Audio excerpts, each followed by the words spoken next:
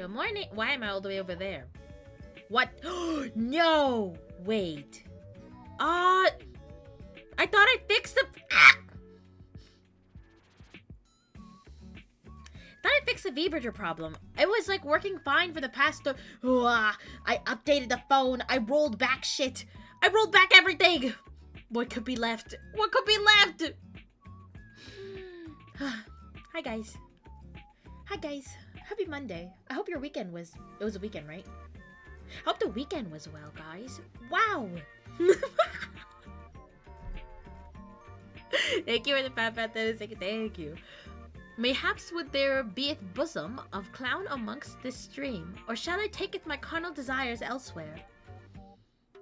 Nathan, I need you to hear me for a second, okay?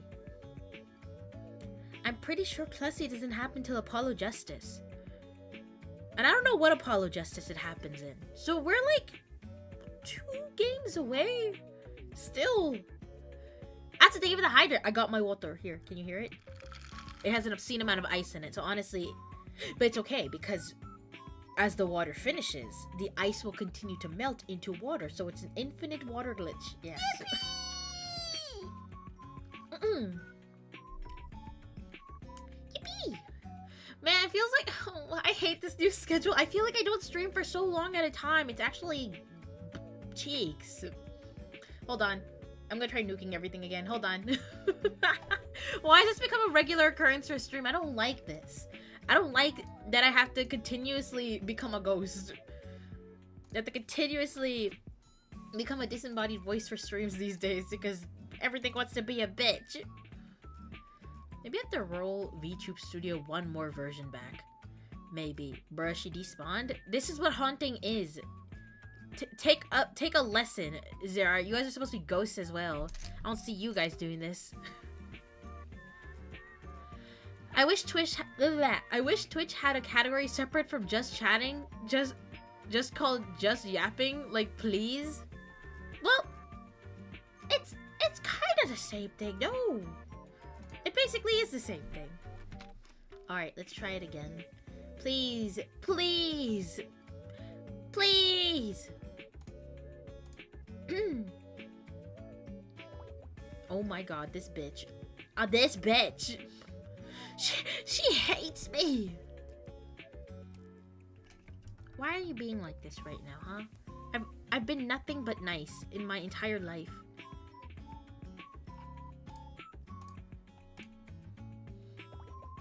Well, I guess this is how it's gonna be. I can't fix it. I don't know what else troubleshooting I have to do because I followed the video that Thanos sent the other night. Actually was very helpful, and I thought that would be the situation, but apparently not.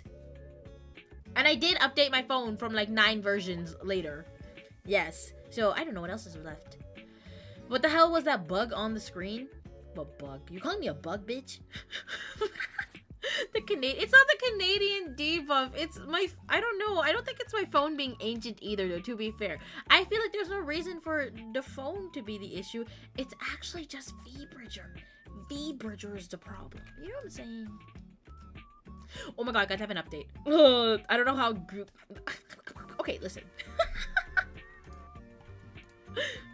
Damn it!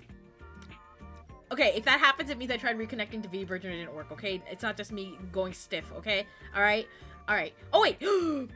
It works! Oh! Okay, hopefully it continues to work. Oh, you bitch! It stopped working immediately after I said it! I hate it here. I hate it here so badly. Anywho, you know how before I used to mention that I stream in this time slot because Gate Papa would be at work? Well, it seems Gate Papa no longer will be coming home late. Gate Papa's actually gonna start coming home at the same time I start stream, which is gonna be amazing. You got a time set for B-Day stream? I think we're gonna be starting at 2 p.m. So this regular time, whatever this time is for you, it's 2 p.m. MST for me. But whatever this time is for you, that is when birthday stream will begin. I did mention it. I feel bad because I wasn't able to do like anything like crazy organized this year. I think we're gonna do a cake decorating stream and then have some friends come in and yap, and then you guys, I think you guys have something. perhaps planned. I don't know what you guys have planned. I don't know what it is. I know one of you was in touch with Jacob, but I have not been told anything. So, I'll allot extra time. Might be a bit close then. Still got a different birthday before that on the same day. You know other people born on May 9th? Can't believe this.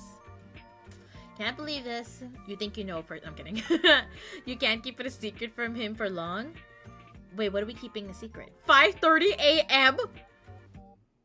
Did you guys come here at 5:30 a.m. to watch me? That's not right. No one should ever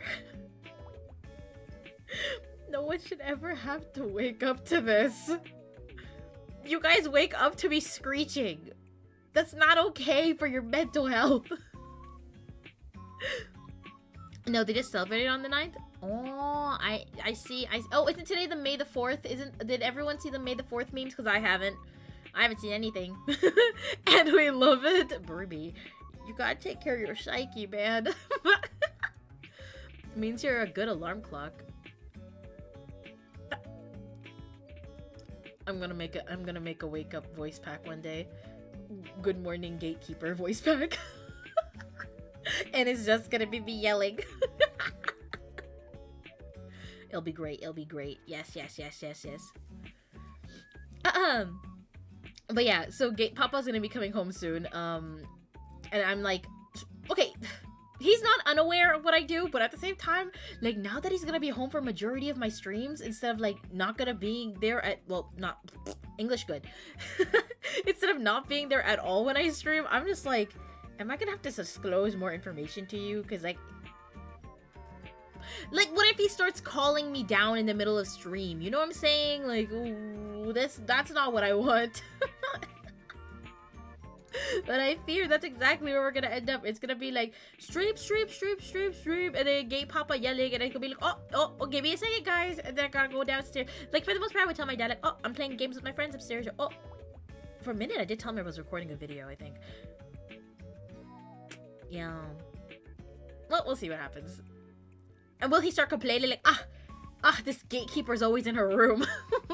Because Gate Mama does not care. Gate Mama don't gaff that I'm in my room all day. This is my happy place. Who's the sacrificial lamb who has to test the Lillith alarm lace? Who's gonna let their ears bleed for me, huh? Tell him you're in the middle of holding a webinar? I hold multiple webinars a week? He's gonna be like, who the fuck are you? Can't you just tell him you're busy streaming and to only call you if it's important? Oh, you don't know what kind of upbringing I have. You don't think I can tell my dad to leave me alone? I'm doing something? That's crazy. He'll be like, a level of disrespect is astronomical. I see we have a couple volunteers. Okay, perfect. They can trial run it. The way it's gonna work, oh my god, the way it works is everyone sleeps in a Discord call, alright? And I'm not gonna say when. I'm not gonna say when I'm gonna play the audio. But I'll play the audio. And if everyone wakes up in terror, it worked. After all, I am a gatekeeper, so I need to stick to my spooky dooky guns. Oh, there, she died. Did you see how I paused for a second? This bitch. Oh shit, now I'm scared. Hey, Evil. Look at it, Evil. The tact with which you bring it is important too. You could ask nicely. No. No, the thing is, if I bring it up, it's gonna lead to more questions. And honestly, I don't want to answer those questions. I've said too many things. If I say something, and mind you, he will say, because he has said in the past, he's dropped it though, because the thing is, he's not seeing me do it, right? He's not seeing me yap in my room for hours on end, because he's like, this is my quiet kid. I'm his quiet kid, guys. And he'll be like, show me. If he says show me, I'm gonna have to jump out of my window in Minecraft. We've been over this. I just remembered. Did you see my new art? Babe, no, I did not see. Did you see my new art, Nathan? Ha ha ha ha ha. I'm in love with it. You should send it to me, Nathan. Oh my goodness. Whoa, my voice. I did wake up just like an hour ago. I woke up 2 hours ago. And then I was like, what do I really have to do? Nothing. So, I took an extra hour. Oh wow. Now it just... Whoa. Whoa, whoa, whoa. I'm gonna have to pull some of my like more tech-savvy friends into figuring this out. What the fuck? What the fuck? Time to commission an emergency not as sus backup model to show Gate Papa. You know what I would do? I would just show him the streams from like this close of a zoom. That's about it. He doesn't need to know about this part.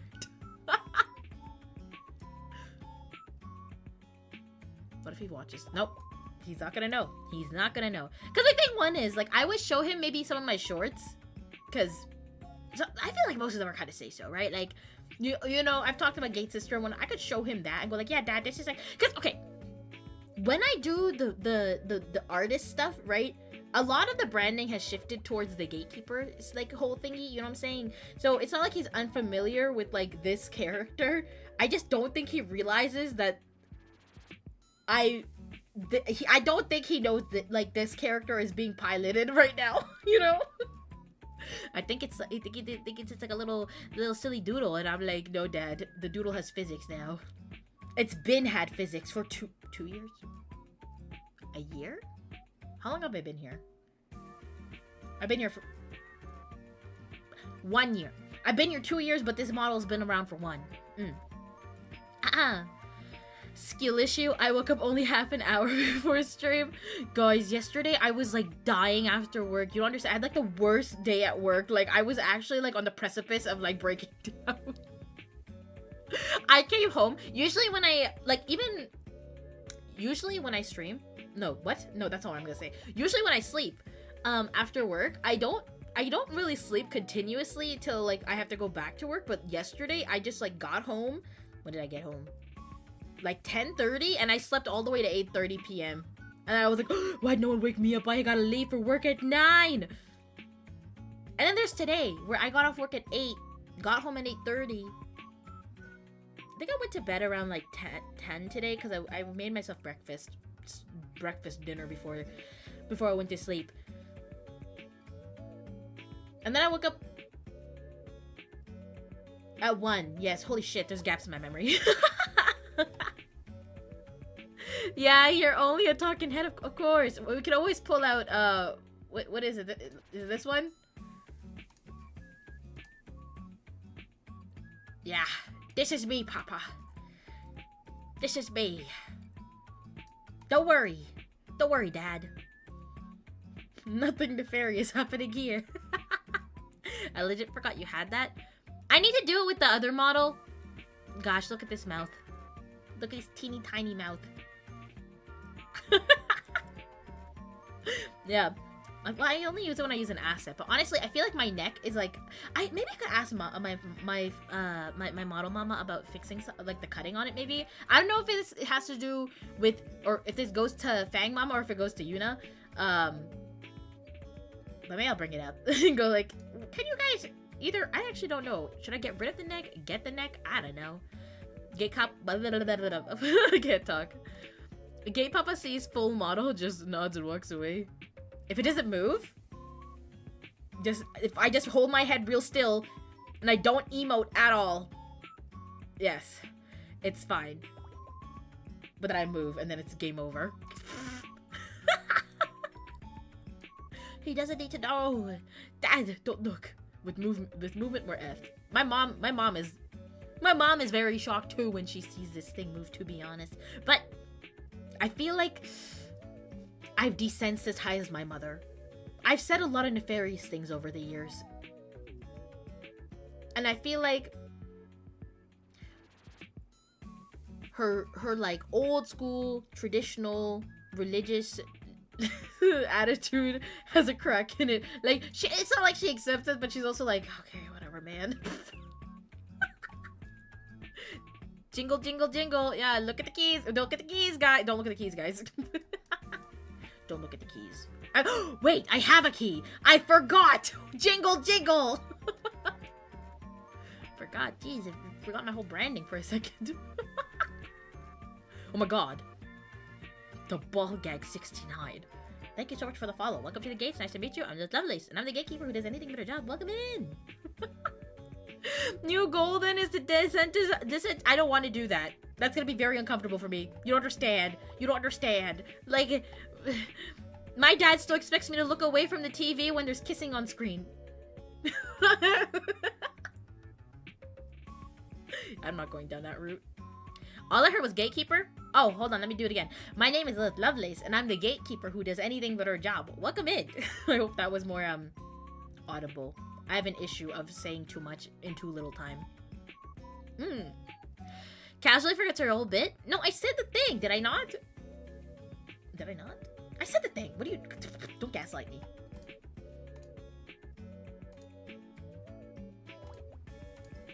Oh, did it do the thing? No, it did not do the thing. It would never do the thing. The Ball Gag is police is crazy. Okay. As long as you're pleased from like 10 feet away. Then we'll be okay. Gate Mama is probably like, at least she's making a living and have a passion. Yeah. Yeah, maybe. She doesn't really question this that much anymore. She's like, yeah, you do the thing. For you know that 1 year where I was consistently streaming like with the Tuesday, Thursday, Friday schedule? Guys, it was so funny because like at that point I wasn't working, so I had really nothing else to do. Besides streaming and art, right?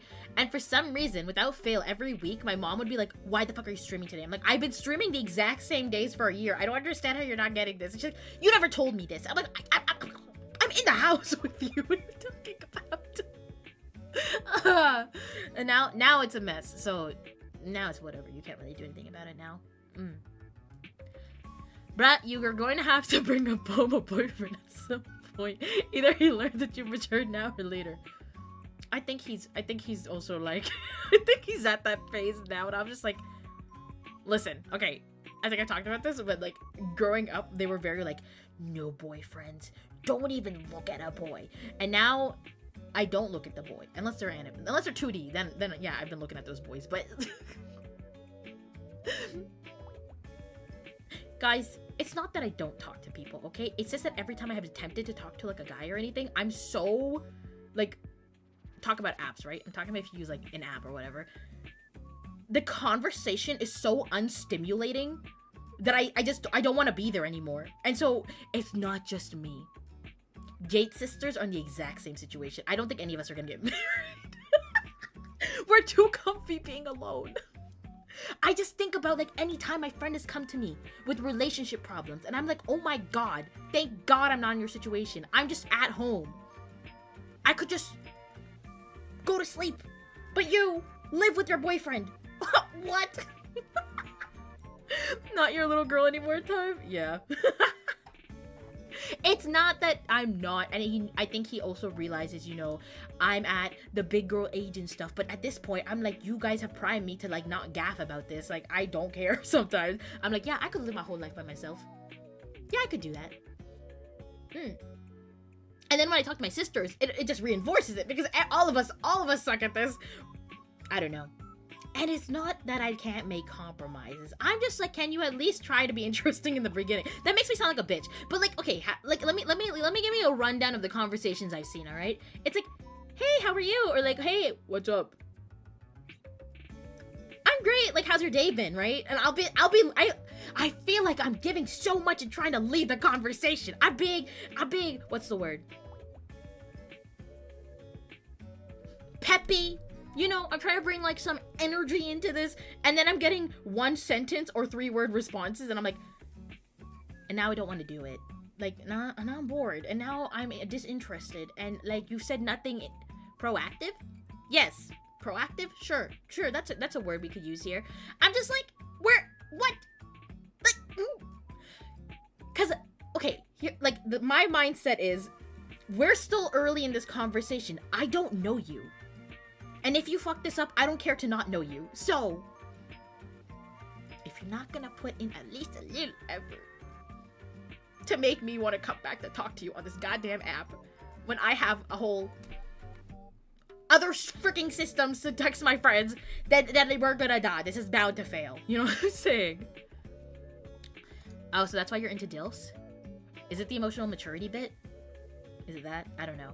I don't know. I don't know. I just think they look good. Like, I don't even know. I don't even know.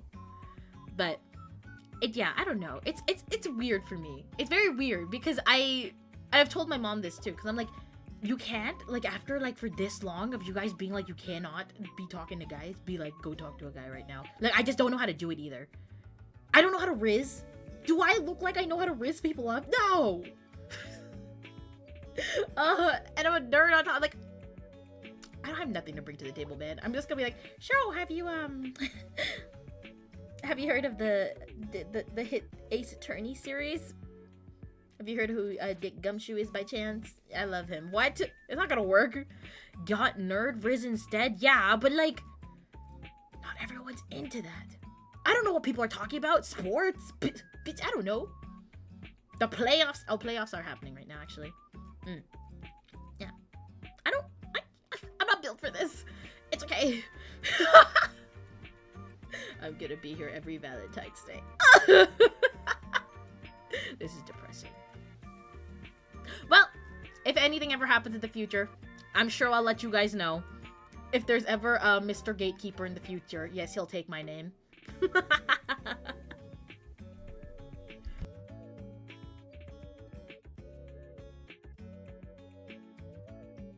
Woo! My gosh. Yeah. He's gonna take my name. I'm the dumb. No, that's not how that works. What? My male wife. Yes. It's gotta be a Dick Gumshoe type. Maybe. Why is this not mommy issues, Max? I don't have mommy issues, I think. Unless you have mommy issues. But also, welcome to the Gates. Nice to meet you. I'm Lillith Lovelace, and I'm the gatekeeper who did anything but her job. Welcome in! Okay, but what if their last name is Gumshoe?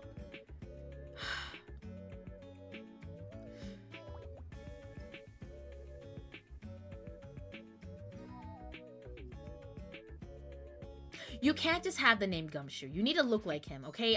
I'm making a lot of sacrifices here. No daddy issues? Not that... I don't think so. Don't psychoanalyze me right now.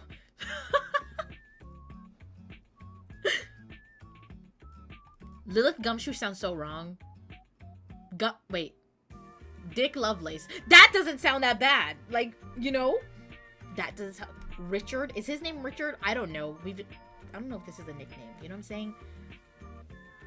Dick Lovelace doesn't sound as bad as Lillith Gumshoe. Alright? No, that sounds goofy AF. Lillith Gumshoe or Dick Lovelace? Please, what's the word? Explain? Sure. Sounds like an adult actor. No! That's not my intention! I'm say so, guys. His name is just Dick. I looked it up the other day because I was curious. Damn. His parents just looked down at him and said, Dick. Sometimes I think about when parents name their kids. You know, like, when you're an adult, yeah, it's fine. Like, I can just recognize you for your name. But when I, like, think of how people name their babies, and then there's a little child named Richard running around, or a little baby named Robert. Imagine a 3-year-old. Okay, well, don't imagine a 3-year-old named Robert. I bet there are 3-year-olds named Robert. I just can't see it. Like, I'm like, why would you give your child such a serious name? I guess that's where you get names like Bobby and stuff like that. But still.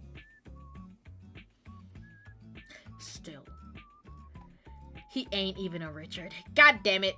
It's okay. He's perfect just the way he is. I would not change a single thing about him, not even his name.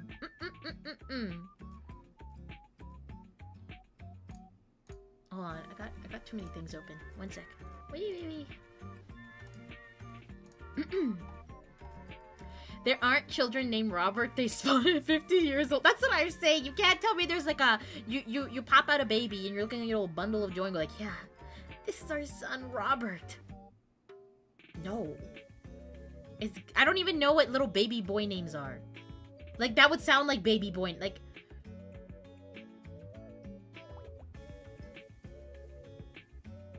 I don't know. What are boys named? Ugh. You know, I've talked about this to my mom. And I'm like, straight up, like, if I have a... I might have names for, like, no, I do. I think I have, like, one name that, I have already, like, I think it was, I was 18, and I was like, if I have a daughter, I'm gonna name her this name. Like, it's been locked and loaded. My husband has notes saying this. Neither do my in-laws. I'm literally gonna put this in, like, if I get married ever, if that ever happens, it's going in the contract that I get to name the daughter, okay? Son, he can have it. I have no idea what to do with boy names. I'm just like, they could be more whimsical. That's all I'm saying. Johnny, Goku, Vegeta. No! Here's my son, Vegeta. What's all this? Oh my god, Storm! Hi, Storm! Megatron. Well, that's Optimus Prime. How are you, Storm? Vegeta. For some reason, every time I see, like, Vegeta with an exclamation point at the end, the only way I hear it is from, like, the Dragon Ball Z abridged with Nappa going, like, Vegeta. I'm gonna turn into a truck now, mother.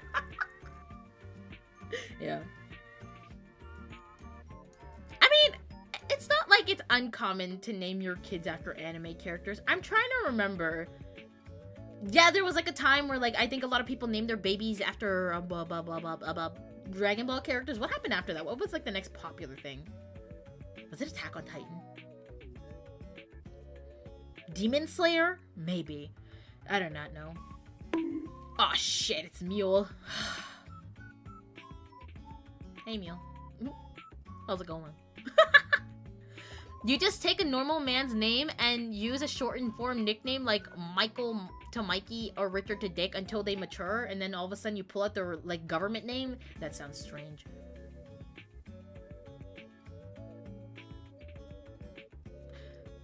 I don't know. Vegeta, look, Pokemon. Yeah, exactly. Feel like you have to add a little bit of Jennifer Coolidge to your voice to nail that. What you mean, Ash? What? No, I didn't say that. I think your internet might have, like, shitted itself or something, Mule. My name is Love. I'm always so welcoming. Oh my god, it's a Mule. Oh shit, welcome in. That's what I said. Why are you taking it so negatively?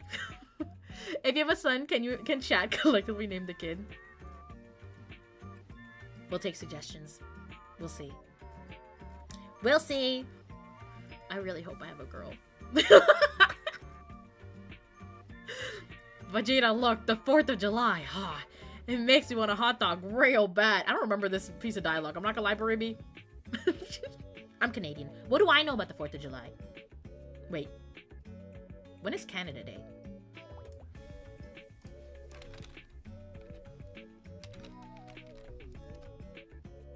July 1st. We're first, bitch.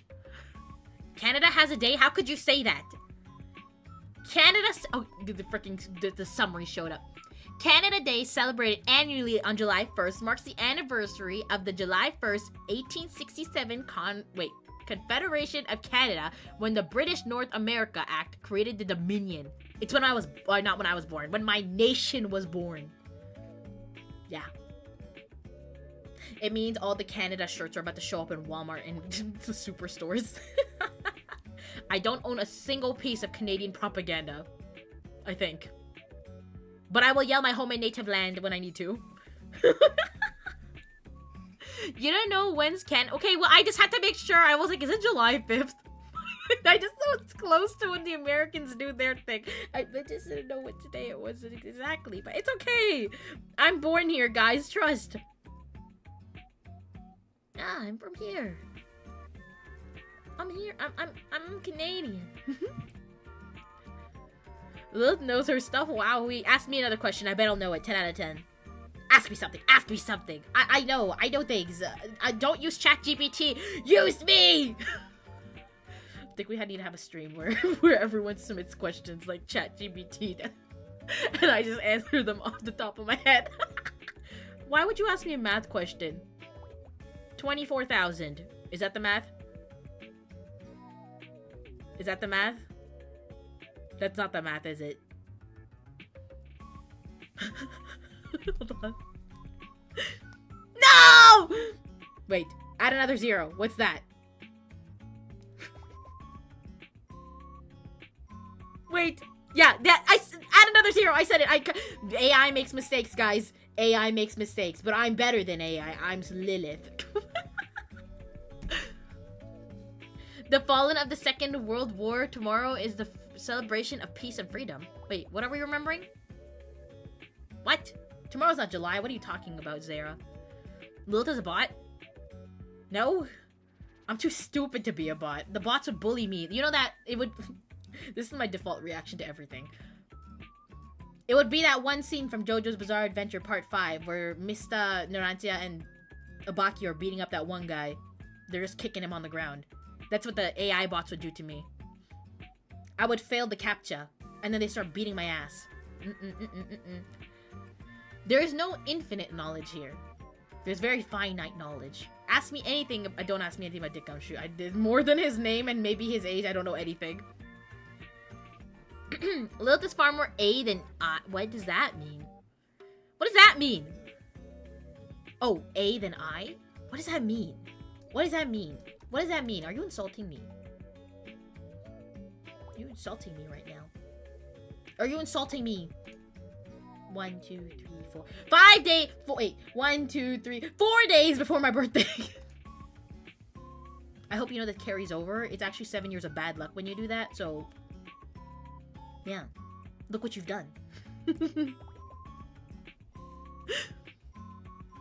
No, Lillith. The chain went up one further when I said today was Remembrance Day. Wait, I don't understand. What am I Wait. What's the chain? What?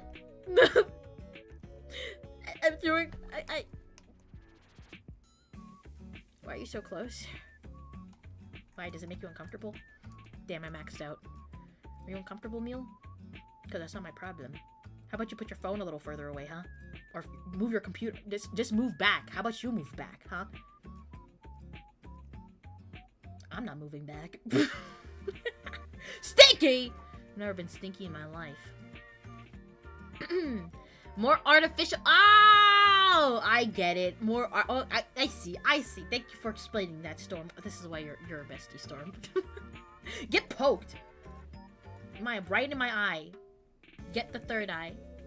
At least it won't damage my vision. That's Cap? Bruh. Wah. No. Does eyes look very pokeable? Is it because all my eyeballs jiggle physics? I'd eat my eyes. They're like gummies. Like gummies.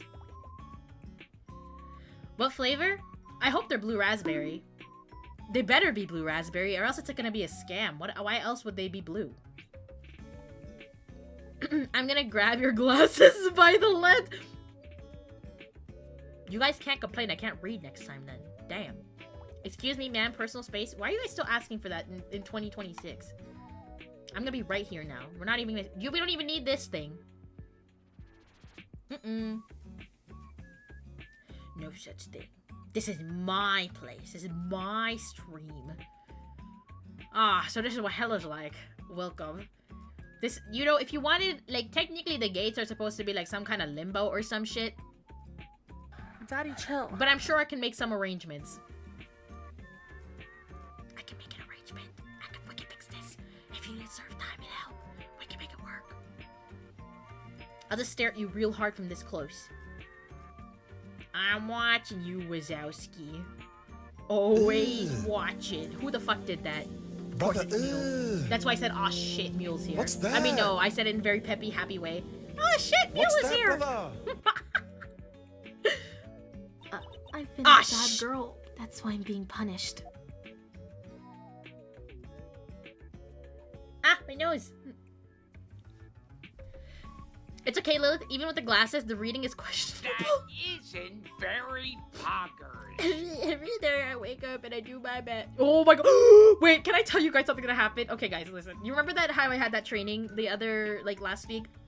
I told you guys about? Huh? You remember how I told you about that thing I had that... We were reading a scenario because there was like so the training I was doing was for like trauma informed care and stuff like that. Okay, so it basically was like telling you how to react if someone is having like a like you know having a moment, and how to react properly to that. So there was a lot of role playing happening that day. So it was my personal hell for 3 days was doing a bunch of role plays. Okay, I read one of these scenarios so wrong.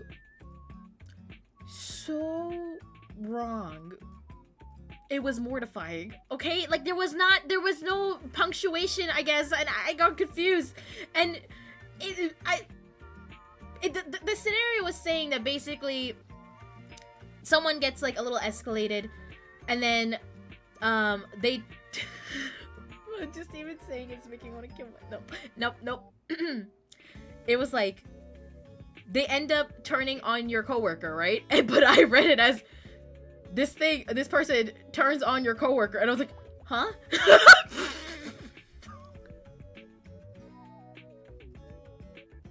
And I had a moment of like, I double taked, and I was like, wait, what? And then the instructor looked at me like, huh? When I say I wanted to die in that moment. Because it was not just the instructor, it was one other student there with me. It was like a group of 3 of us, okay? And I just so happened to be, you know, we didn't have an even number of people, so the instructor joined my group. Shut up, Amaro! It was bad, I know!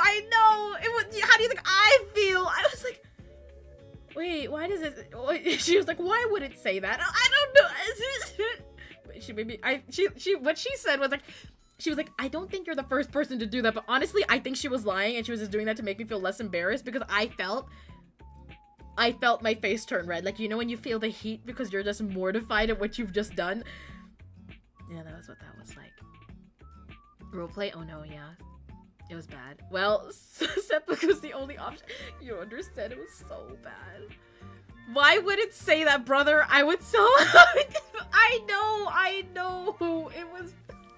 Why would it say that? She's so right. It's okay, guys. I got 100 on the exam, so it doesn't matter. It doesn't matter, because I still passed. And I passed with flying colors. Oh my gosh. What is going on with my throat? As much as I enjoy the caseless yappening, I was promised a case resolution today. Oh, you're so right. I guess we should open up the case, huh? Pity points. Yeah. Step instructor. I'm stuck. No! Thank you for the hydrate, Dennis.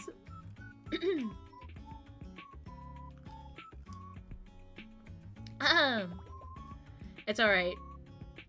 My first mistake was volunteering to read.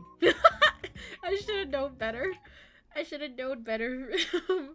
It's okay. The instructor also had problems reading. It was so, you know, I felt so seen because in the beginning of that lesson, they were like, no one say anything about reading or writing. I'm like, oh my god, they're like me for real.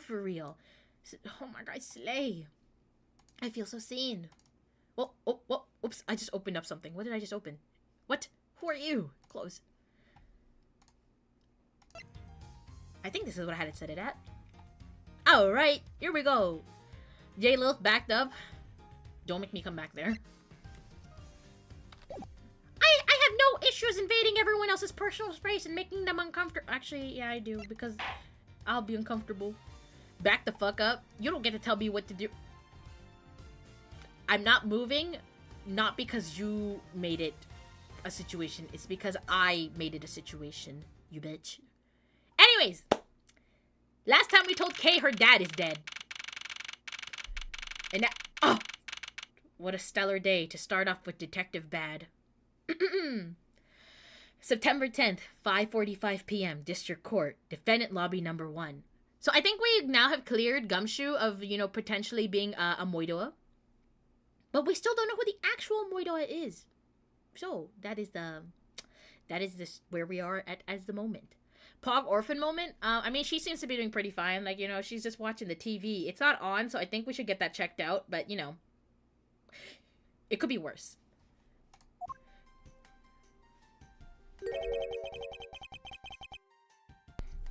What is this incredibly overpowering sweet scent? It smells like flowers. Uncle Bad! Uncle Bad, if you're involved in this, I'm gonna be so upset with you. I'm gonna be so disappointed. Is this it? Isn't that Detective Bad and Kay over there? It looks like she managed to escape the bailiff. No, that's not quite it. Too bad, but it's so pretty. I think you're still a bit too young to be wearing that. But since you found it, I guess I can let you keep it. Wasn't there a dead body in this room? Are we sure we want to let her keep anything that was left behind in here? Thanks, I'll treasure it always. Those two seem to get along rather well. Oh, here. I've got some- oh, sorry. Oh, here. I've got something else for you. Guys, he's so fine. Why do I feel sussed out about Bad? Yay, thank you, Uncle Bad. Earlier, I ate one of these with Gummy. Look at the way she eats! Daddy Bad more like it. Yeah, I love that man. I've only known him for 2 days.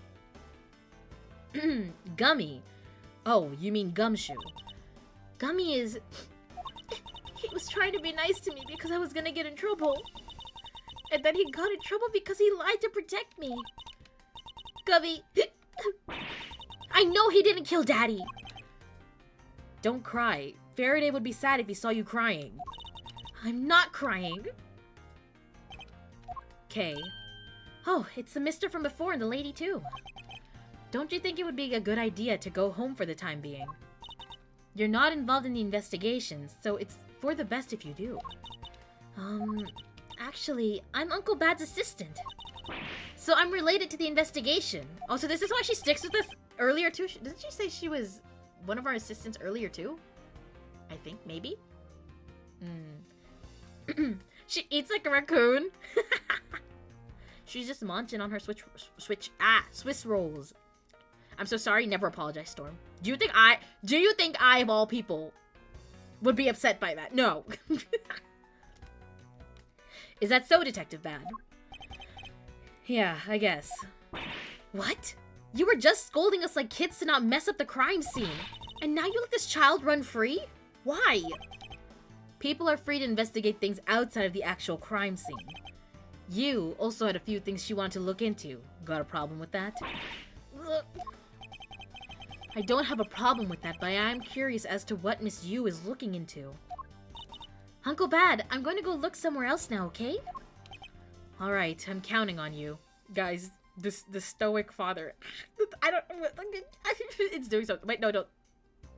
It's fine, calm down. I'm counting on you. But also Gumshoe, lying for her might be a bad call. Wait. Lying for her might be a bad call. Yeah, he's kind of reckless, but his heart's in the right place, you know? Like, his heart's in the right place. Oh, that's right. Hey, mister. What is it? I know Gummy really isn't the bad guy. I mean it. So please, find the real bad guy, okay? I won't forgive whoever did this, but in the absence of the perfect piece of testimony and evidence, there is no one else who could be the true culprit other than Detective Gumshoe. She wandered off while I was pondering. What a nerd. Detective Bad, what exactly was Kay searching for? Nothing that concerns you, boy. Okay, damn. Oh, and I suppose it has something to do with Kay?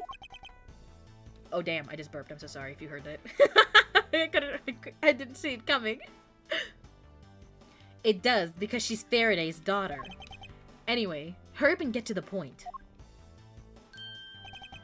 I don't have time to waste. It sounds like he'd rather be left alone. Bad, did you do something? Are you involved in this? Because I'm kind of sussed out, man. I'm not gonna lie. What do you have in this? What did you do? I have something I'd like to confirm with you once again. I don't have anything to say to you. Tisk, tisk, tisk. Be that as it may, we still have questions that we need answers to. Now then, first of all, what is the overpowering smell that is permeating this room? Upon entering this room, I thought I was going to suffocate. It's the ultra-strong perfume Yu wears. She spilled some of it.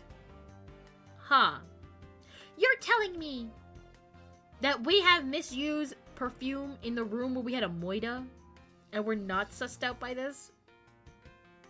Interesting. Very, very interesting.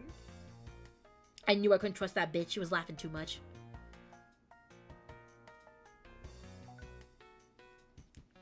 Oops, sorry. I was having a bad time of it myself. I didn't think twice and opened the window, but that smell's still here. Perfume, huh? So the sweet scent in the air is perfume. But the room didn't smell like that before, so I guess she came in here after then, huh? Okay. Interesting. Well, it's giving off quite a stench. I bet it's some cheap no-name brand. She said it's a famous brand from overseas. It's a knockoff. Yes, definitely a knockoff. No disrespect, but she forced one of those bottles on me. Here, little girl, you can have it. I was born for a much more expensive and refined perfume. However, seeing as how you just happen to have a spare, I suppose I'll take it. Miles Edgeworth, you will hold on to this bottle without fail. Why can't she ever be honest about her wants? Misused perfume data jotted down in my organizer. Perfume given to Bad by you. Same perfume as the one spilled in lobby number 1. Angel. Interesting. Oh god, Lilith, this is not the room with the bodies. This is the Oh! Well, they look awfully similar. They didn't tell me that. I think she's gonna like the next trilogy.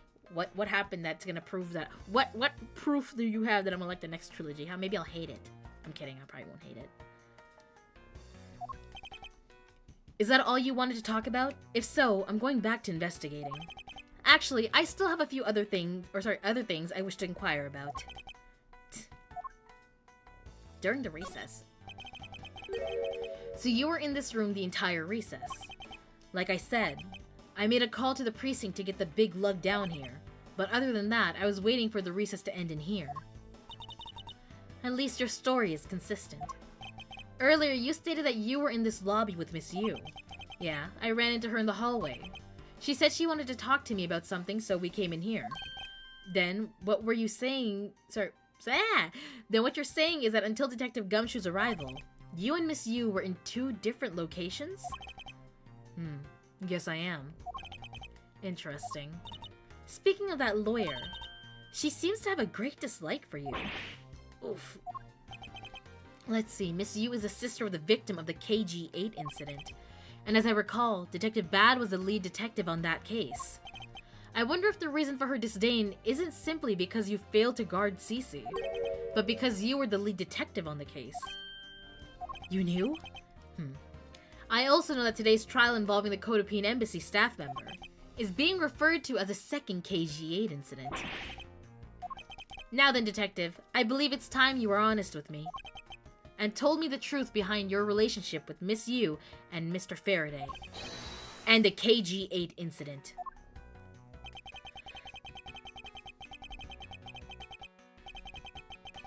If you already know that much, I guess it'd be alright to tell you. Ooh, okay, alright. KG-8 incident? Now then, I'd like to ask you a few questions about the KG-8 incident. It's not exactly a happy story, other than the people who were directly involved. You two will be the first to hear what I'm about to tell. Next trilogy has a capable but goofy daddy. Oh, can't wait, can't wait. The honest truth behind the KG-8 incident. Did we know that was a lollipop until now? It's okay. It changes nothing for me. Faraday, you and I. As you already know, we 3 were involved with the KG-8 incident. I was literally gonna say that Storm, the 4-Kid censoring style. I'm like, this is 4-Kid Sanji right here. Faraday and I, we were originally on trial of a smuggling ring. You mean the smuggling case involving one of the Amano Group secretaries? That trial was just a front. A facade. Yeah, but the case became tainted. All because the witness who was going to testify about the Amano Group's ties to the smuggling ring CCU was killed. Then what became of the secretary who was arrested? His name... It goes back! Oh my god, I smelled... You remember the last case in the... Well, it's giving last case vibes. I'm not gonna say it's the last case of the trilogy, but it's giving the last case of... Was it the first or second game? You know when the police chief was involved? Yeah, it's giving those vibes now.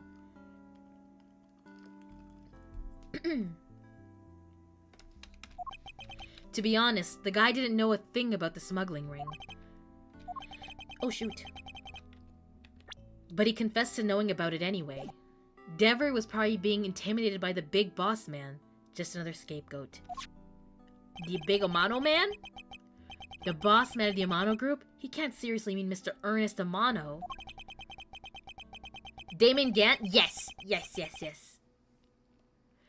That can't be right. It's probably just Detective Bad's personal hypothesis. I don't know. I guess this is a younger Edgeworth who doesn't have all the information we do now. About him and his smelly, stinky little son. What is he trying to do, suspecting Mr. Amano of being involved with smuggling?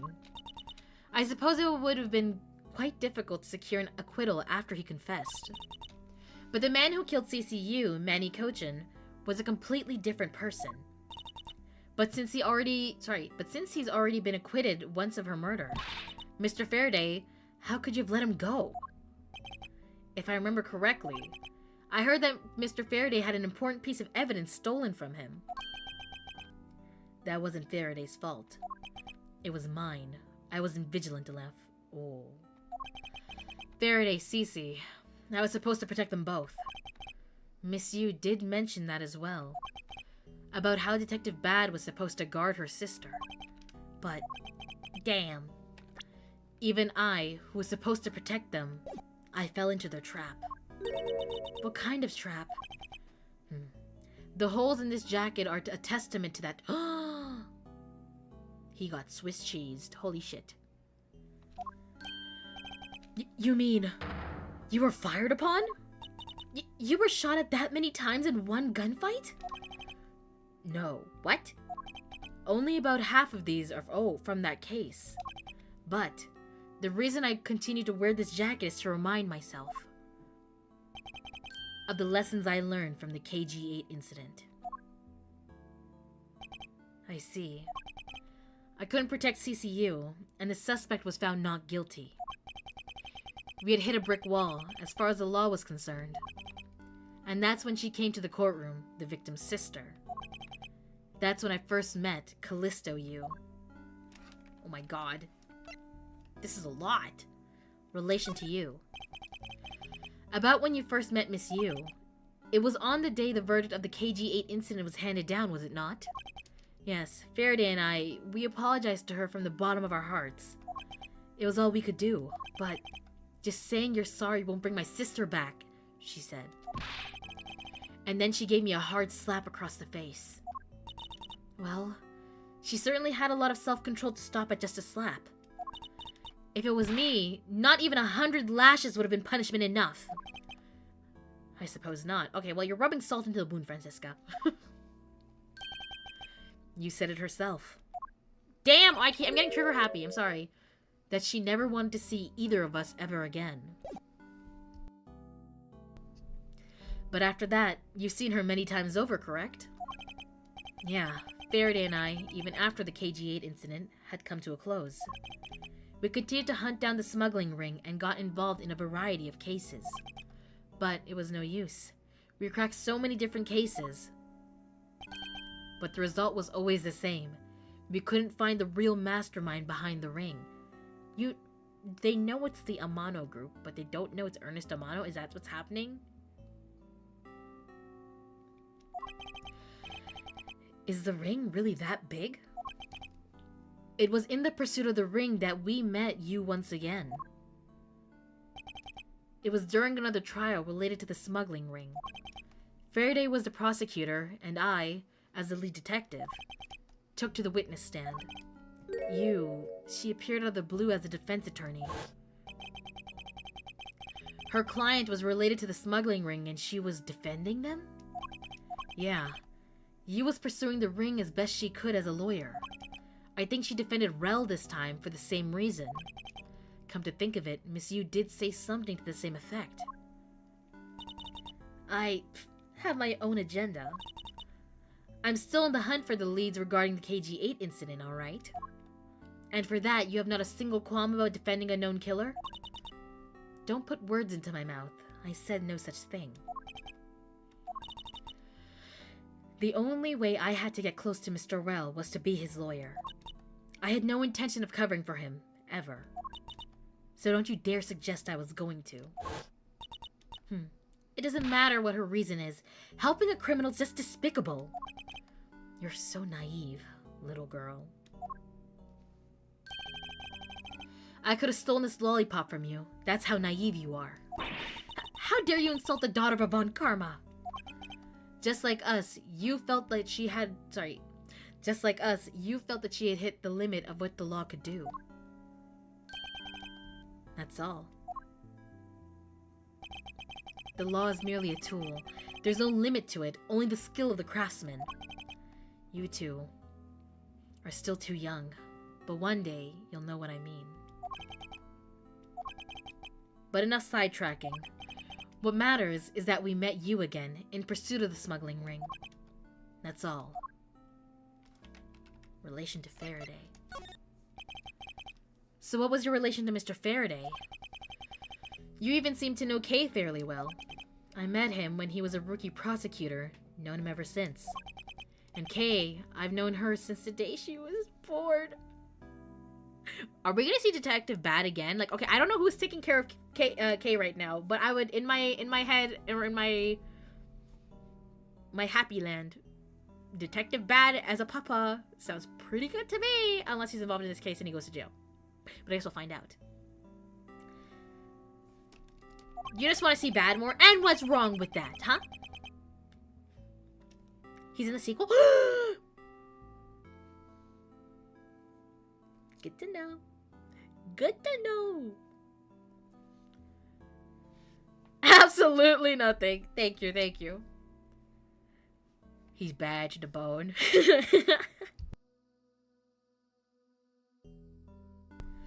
Faraday and I, we cracked quite a few cases together. But you two seem to have made no progress at all in the Yatagarasu case. I wonder why. Does he know? He probably knows, huh? He has to know. Did we touch a nerve? I only have one thing to say to you. No one knew more about the Yatagarasu than me and Faraday. Oh my god, this is my old man Yowie. And they were roommates. That's his baby too. Oh my gosh. It's all coming together. That's why I was called upon to testify in today's trial. Also, adds in a minute. I'm out of snoozes somehow. To prove that Rel was not the real Yatagarasu, which I would have done if he hadn't turned around and accused Faraday. After the accusation, I was asked to testify, but this time to prove or disprove the accusation, but I guess I won't be doing that either. I sense that there's more to that statement than that meets the eye. Perhaps a bit more digging into the Yatagarasu is what's necessary. Can you tell me more about the Yatagarasu, please, Detective Bad? Lillith fujoing out? No, I would never. Going all Toko for... Okay, listen, it's not just Bad. But if Bad and Faraday... I'm making a heart with my hands right now. You can't see it, but... Thank you so much for the sub! Welcome in! Oh, thank you for the gift sub! Wait. I'm confused. I don't know if it's a gift sub or a sub, but thank you! And thank you for shouting out, Irv. Thank you, Star Wars. Thank you. Oh, you came in when I was having connecting the red dots to the Yaoi. Yes. Someone gifted me a 3-month sub last month. Oh, okay, I see. Okay, thank you.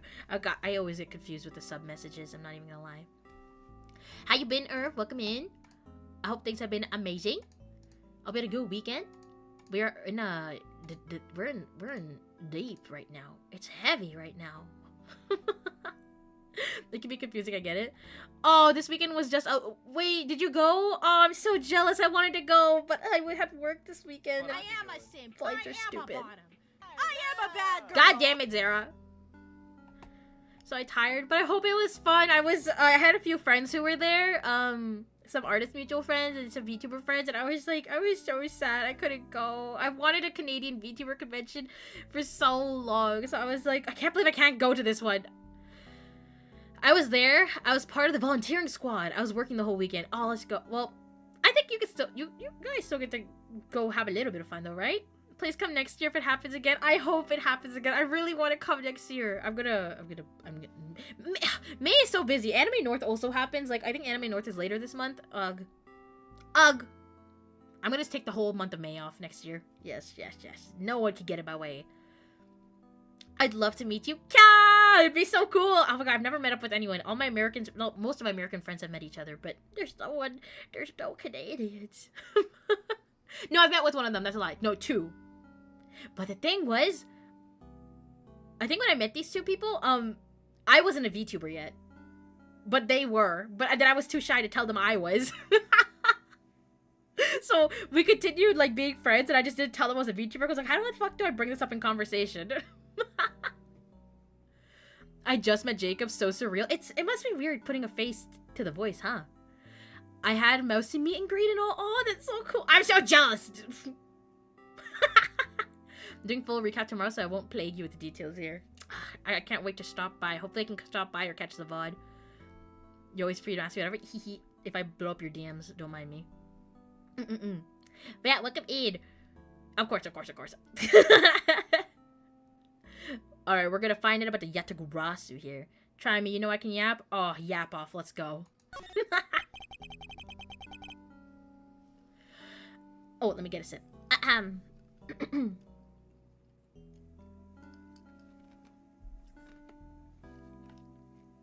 You claim to know much more about the Yatagarasu. Would you care to show... Would you care to share what you know with me? What you two should be looking for right now is proof of murderous intent towards Faraday and Rel. I agree, which is exactly why I'm asking about the Yatagarasu. What? The KG8 incident and the second KG8 incident. Both of these cases are tied to the smuggling ring. And in both of these cases, the witness who was to testify about the ring was murdered.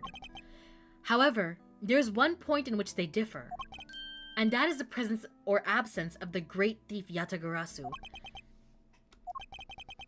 Mr. Rel claimed to be the Yatagarasu. However, in the middle of the trial, he suddenly declared Mr. Faraday to be the real Yatagarasu. Then, during the recess, they were both killed.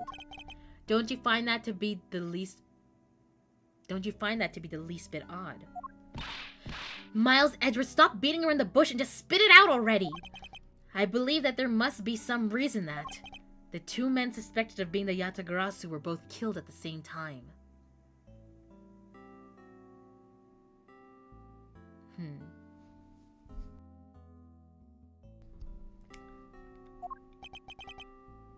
A reason, huh? And so in order to catch Mr. Faraday's and Mr. Rel's cold-blooded killer, I feel that I need to learn as much as I can about the Yatagarasu. If it will help you solve this case, then I'll tell you. I'll tell you the reason why we've never caught the Yatagarasu. What was the sudden outburst for? You almost made me whip you by accident. Ugh! It still accidentally whipped from anyway. Or whipped me anyway. There are 3 main reasons why the Yatagarasu will always be 1 step ahead. First, the Yatagarasu always knows the exact location of the target object, blah. Second, the Yatagarasu always knows exactly how to disarm the security system. Third, the Yatagarasu doesn't leave a single shred of evidence behind, ever. I see. So those are the Yatagarasu's special traits. Sounds like an incredibly elusive thief. The Yatagarasu has never been caught on tape, never tries to draw anyone's attention, and would never do something as lowbrow as commit murder. You're saying that very personally, Mr. Bad. Oh. That's how I knew that Rel wasn't the real Yatagarasu right away. But you can't use that sort of logic on its own to prove that he wasn't. Listen, little girl, I'm not done talking yet. What's different about this time was that evidence related to this... was that evidence related to that smuggling ring was sent to the police. And the sender was none other than the one who infiltrated the Kotopian embassy, the Yatagarasu. The Yatagarasu sent the evidence? Until now, the Yatagarasu would always publicize any corrupt dealings through the mass media. But not this time. The evidence this time was something only Faraday and I and a select few others knew about. In that case, how can you be so sure that it was the Yatagarasu who sent it? That's easy. A special card that only the Yatagarasu uses was attached. That's how I can be so sure. The calling card. And just what sort of card is it? Here, take a look at this article. My god. What a nerd. Sorry. Whenever the Yatagarasu wants to publicize something, a white card is sent along with the stolen information. But when we questioned Rel about what was sent along with the white card, Rel had no idea what it was. And that's how Detective Bad knew that Mr. Rel was a phony. Thank you very much. I have a much better understanding of the Yatagarasu now. Tension. Watch out, you might get blasted with 3,000 word yaoi about bad mentoring gumshoe. No.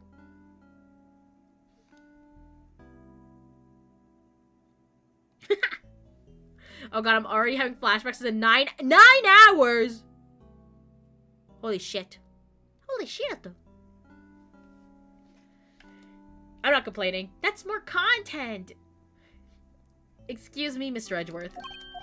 Yes, His Honor would like to transfer the evidence from today's trial over to you. So if you could please head over to the courtroom, it'd be much appreciated, sir. Oh my god, are we gonna see a courtroom? Understood. I'll be there shortly. Man, if I was him, I'd be shitting myself. Like, god damn it, why is this my problem now? Anyways, Detective Bad, what does the law mean to you? Finding the answer to the question is the only reason I'm still alive.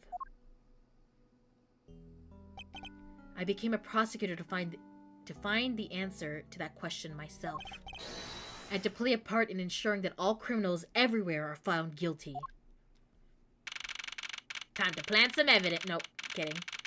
September 10th, District Court, courtroom number 3. Oh, it's you, Mr. Edgeworth.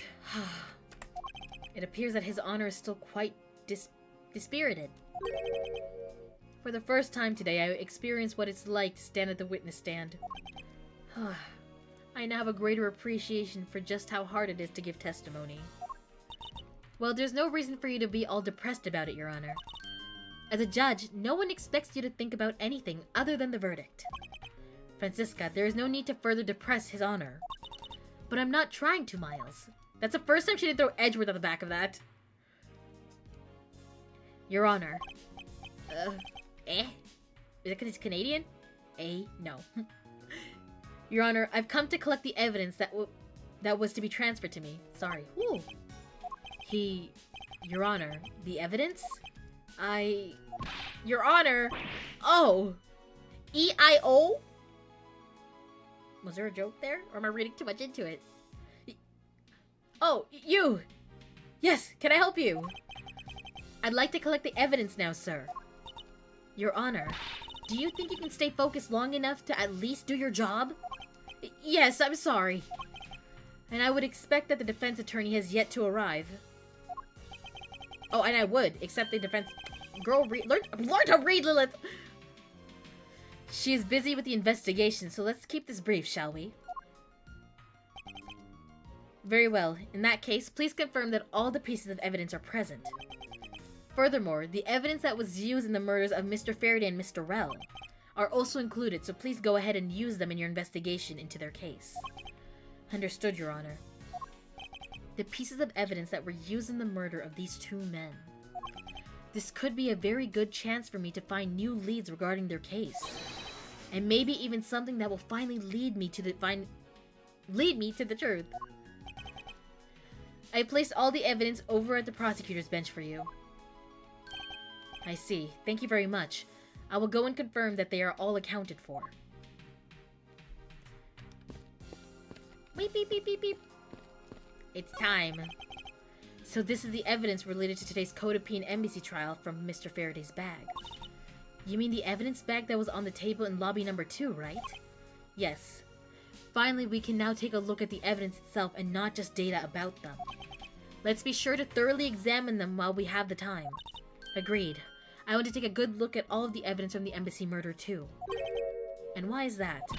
Because I still don't fully understand what today's trial was about. Ugh. Don't point your crop at me just because you don't know something. And don't you try to order me around just because Papa chose you today. I see someone is still sore about not being picked by Mr. Von Karma. It's also real to see the knife up close. So we have the knife, the gun, an envelope, and what's this organizer doing here? Oh, that's right. I completely forgot to tell you. About what, Your Honor? They found Mr. Faraday's personal organizer inside the evidence bag of his... Oh, of his.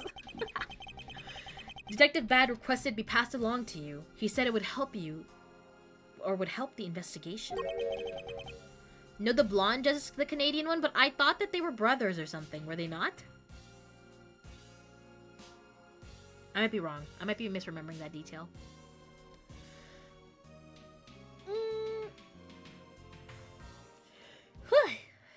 Detective Bad said that? What a strange stroke of luck. Well, never look a gift horse in the mouth. We might as well flip through it too. I won't rest until I've inspected every suspicious looking nook and cranny. Blah, blah, blah. Okay, we know this. We've done this song and dance. I took a quick look through these documents before the trial started. Well, I wasn't even afforded the opportunity to skim it. I suppose I could explain it to you then.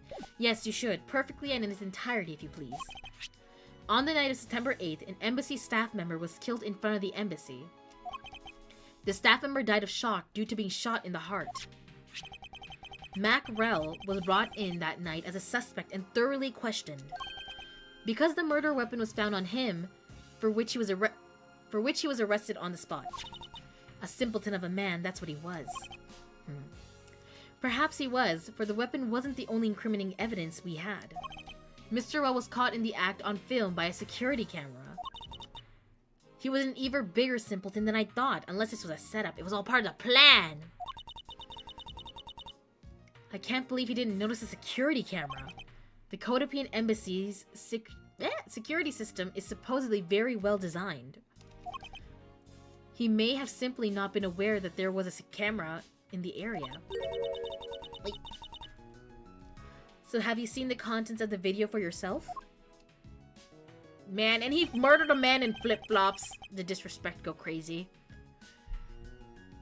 Yes, the surveillance video the camera took was played during the trial by Mr. Faraday. You can clearly identify Mr. Rell on it. Even the sound of the gunshot was crystal clear. So the footage included sound, huh? Interesting detail to bring up. Okay. Are they gonna talk about the sound the guns make? We already talk about, what is it? What's the one thing? The ballistics? Is that the joke that always is reoccurring in this series? So the footage included sound, huh? I don't think I'd ever want to see the moment of someone's death in real life. Ballistic markings. Thank you, Zara. Prepare my head to smile and nod. Hell yeah. Me neither.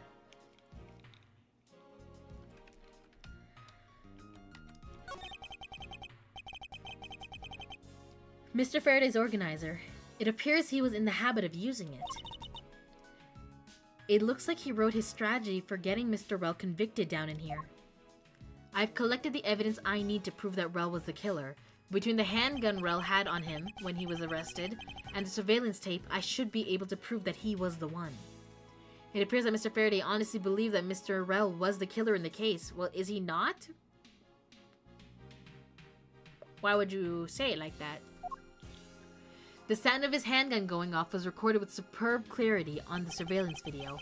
I also have evidence that I can use to prove that Rel is not the real Yatagarasu. Because I'm the real Yatagarasu.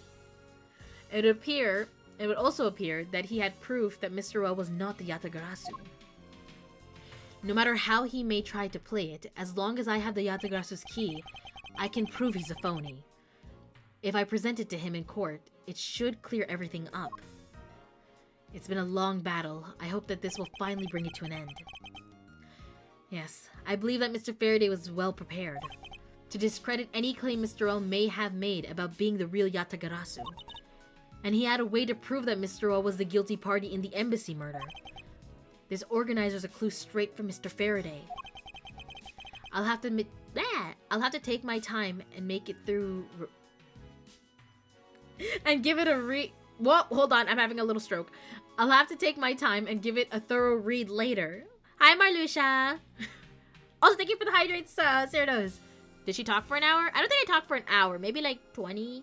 I don't know, I didn't really look. I'm sure someone saw it. It wasn't an hour, though. What? Was it actually 50 minutes? You're lying. It was not 50 minutes. That did not feel like 45 minutes either. That felt like 20. Hi, Cerdos! Storm, can we get Cerdos to shout it if you're around? Please, thanks. I got it if you don't, though. Don't worry. Oh my god, you're so quick with it. Thank you, Storm.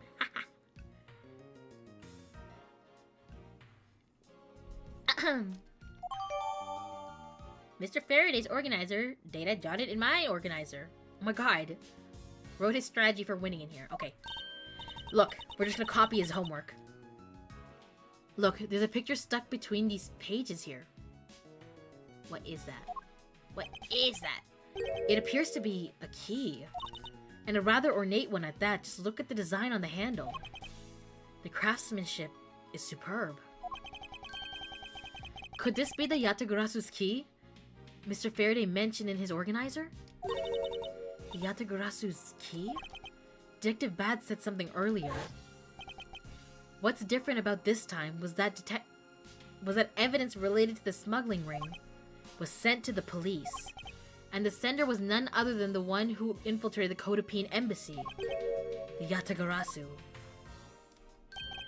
The Yatagarasu sent the evidence?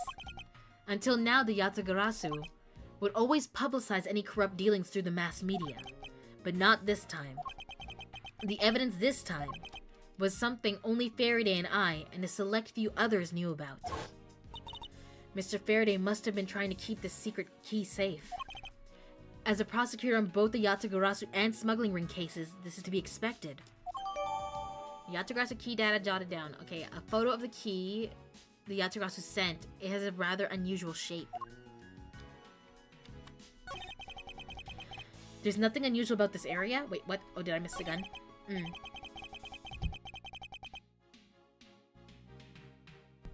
Time flies when you're yapping and having fun. Always! Yes, yes, yes. This gun, it was originally used to kill a Codapine embassy staff member. When the crime was reported, the responding police found Mr. Rel still holding it, which led to his immediate arrest. And then, this gun took the original shooter's life. How ironic. Indeed. There doesn't seem to be anything else we can learn from this piece of evidence. Whatever you say! Wait.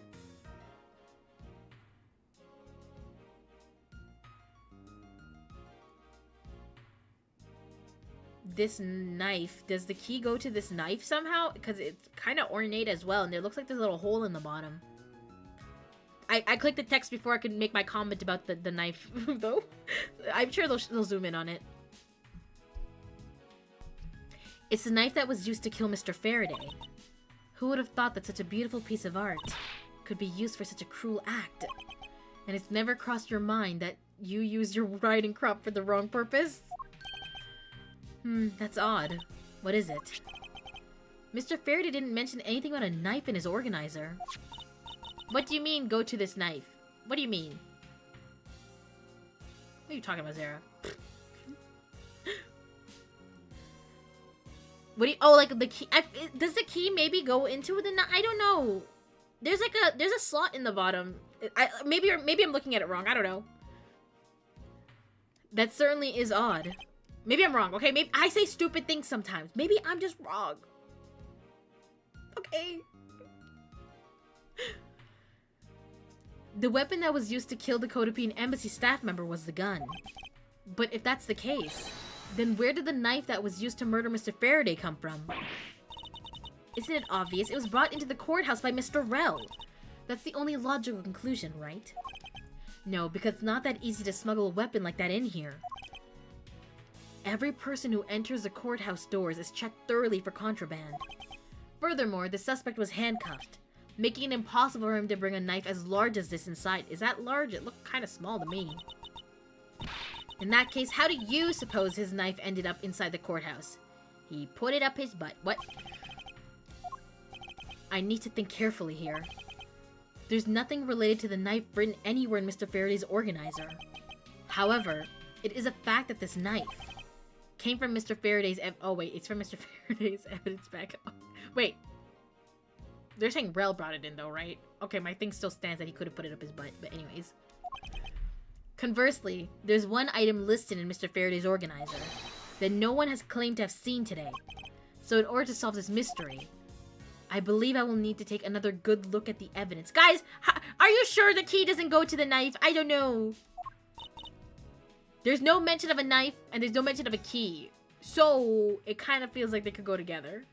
No, that can't be it. Don't gaslight me. You know I'll take it. Miles Edgeworth, can I take the fact that you have yet to answer me to mean that you don't have an answer for me? Actually, I do know the answer, Francisca. What? Then what is it? One of the pieces of evidence we've been holding has been hiding a secret of its own. And it was through this piece of evidence that the knife was brought into the courthouse.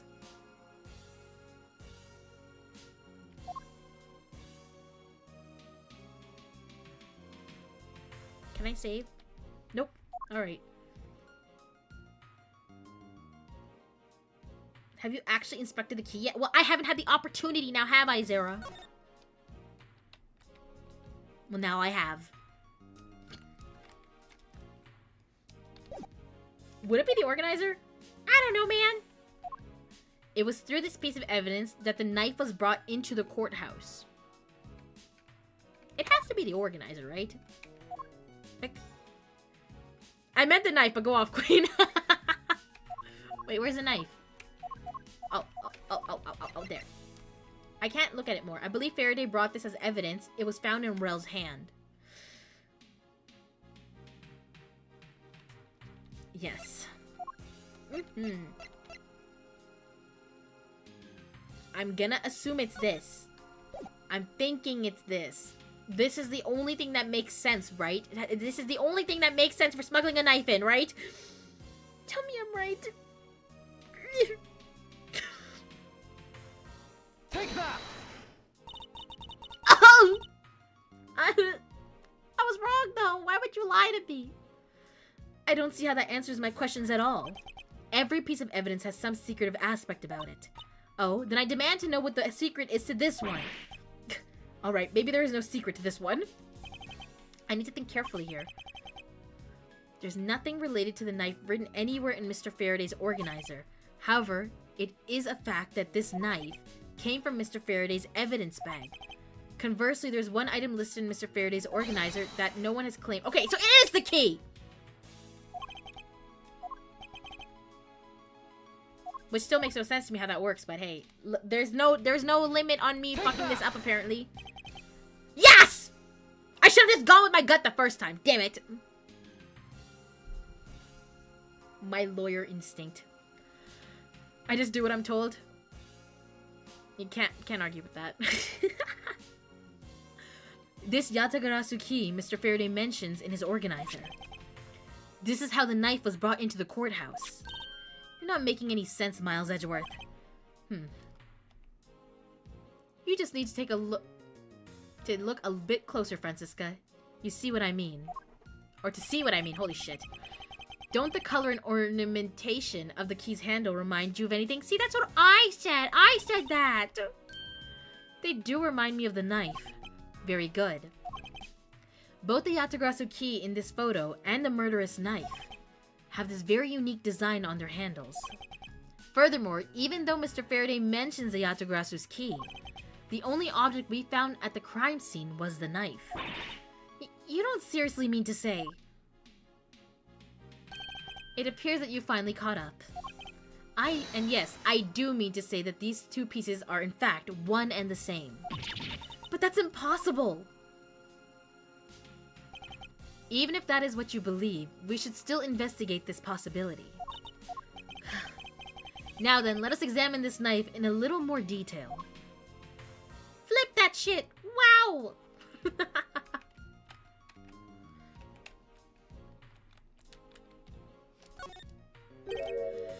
It's the weapon that was used to kill Mr. Faraday. The handle and the blade itself both have beautiful designs worked into them. Look, there's even a flower-shaped design in this gold section here. If this hadn't been used as a tool for murder, I'd want it for myself. She seems to be drawn to the embellishments. Too bad this isn't mine to give. Hey, at least I have a birthday idea for her. Well, no, maybe don't give her another whip. But I would not suggest giving her a knife.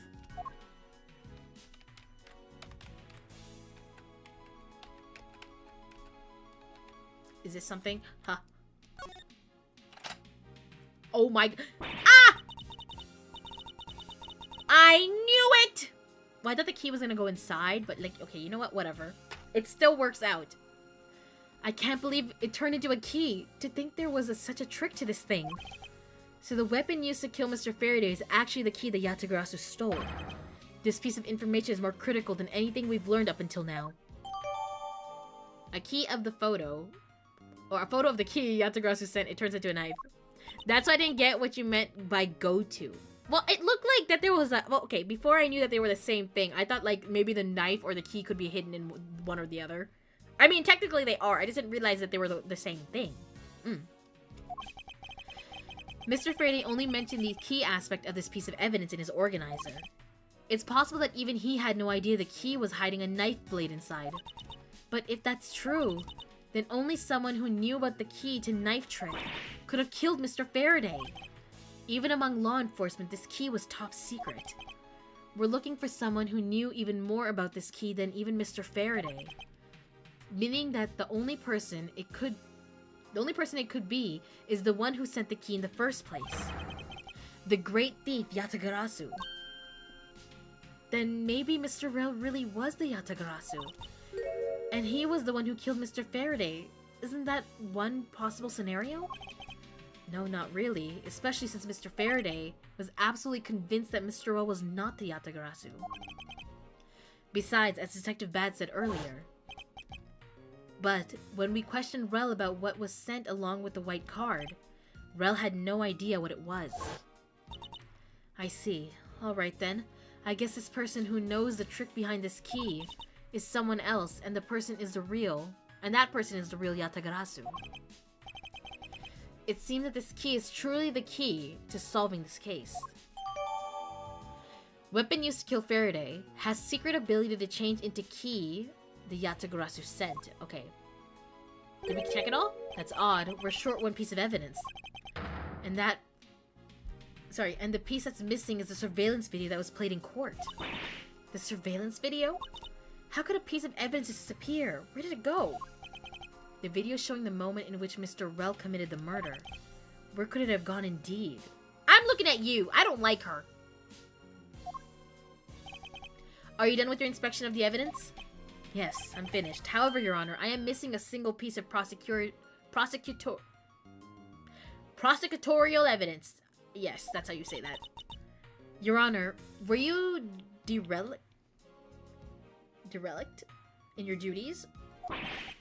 What? No, I dare not lick my duties. What do you take me for? No, Your Honor. The most important piece of evidence in today's trial. The surveillance video is not amongst the evidence you laid out for me. But I brought Mr. Faraday's whole bag with me from the crime scene. Maybe the tape is still somewhere at the crime scene? There's something wrong here. Oh, the music changed. Something about the missing piece of evidence. It would appear that for me to find the answers I seek, I will have to pay another visit to the scene of the crime, defendant lobby number 2. Oh, I thought we were going to be continued. Sit September 10th, 6 p.m. Oh my god, it's him! Hold on. I'm moving to standing mode for the desk. Lily gotta stretch.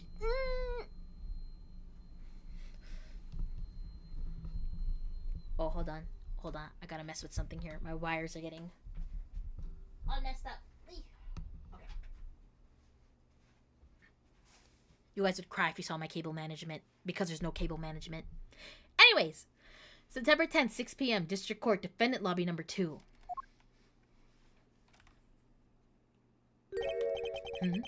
That's Detective Bad, but who is he with? I've never seen that officer before.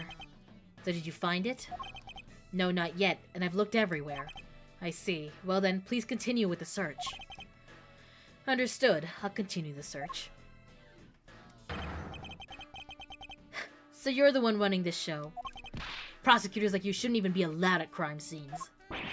How dare you? Just who do you think you are? Man, he looks better in a uniform. You still got a testimony to go through before the final segment? Ah, thank you, thank you. What was that all about? And who was that man just now?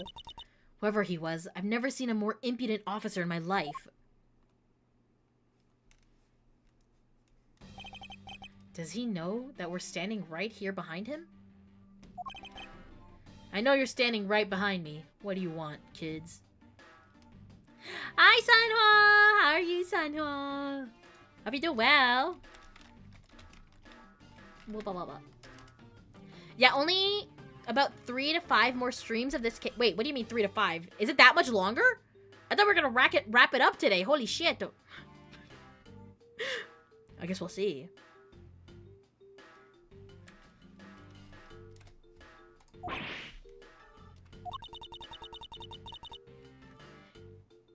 No, the joke is you make no— What the fuck? I do my best with what I can do, okay? I know it's been rough. How do you think I feel? Just got back home from work. Hope you're doing well. Aw, let's go. We love being home. I am doing well. How can I not be doing well when I'm playing my favorite game, Ace Attorney, with all the different variety of DILFs? This is the newest one to my collection.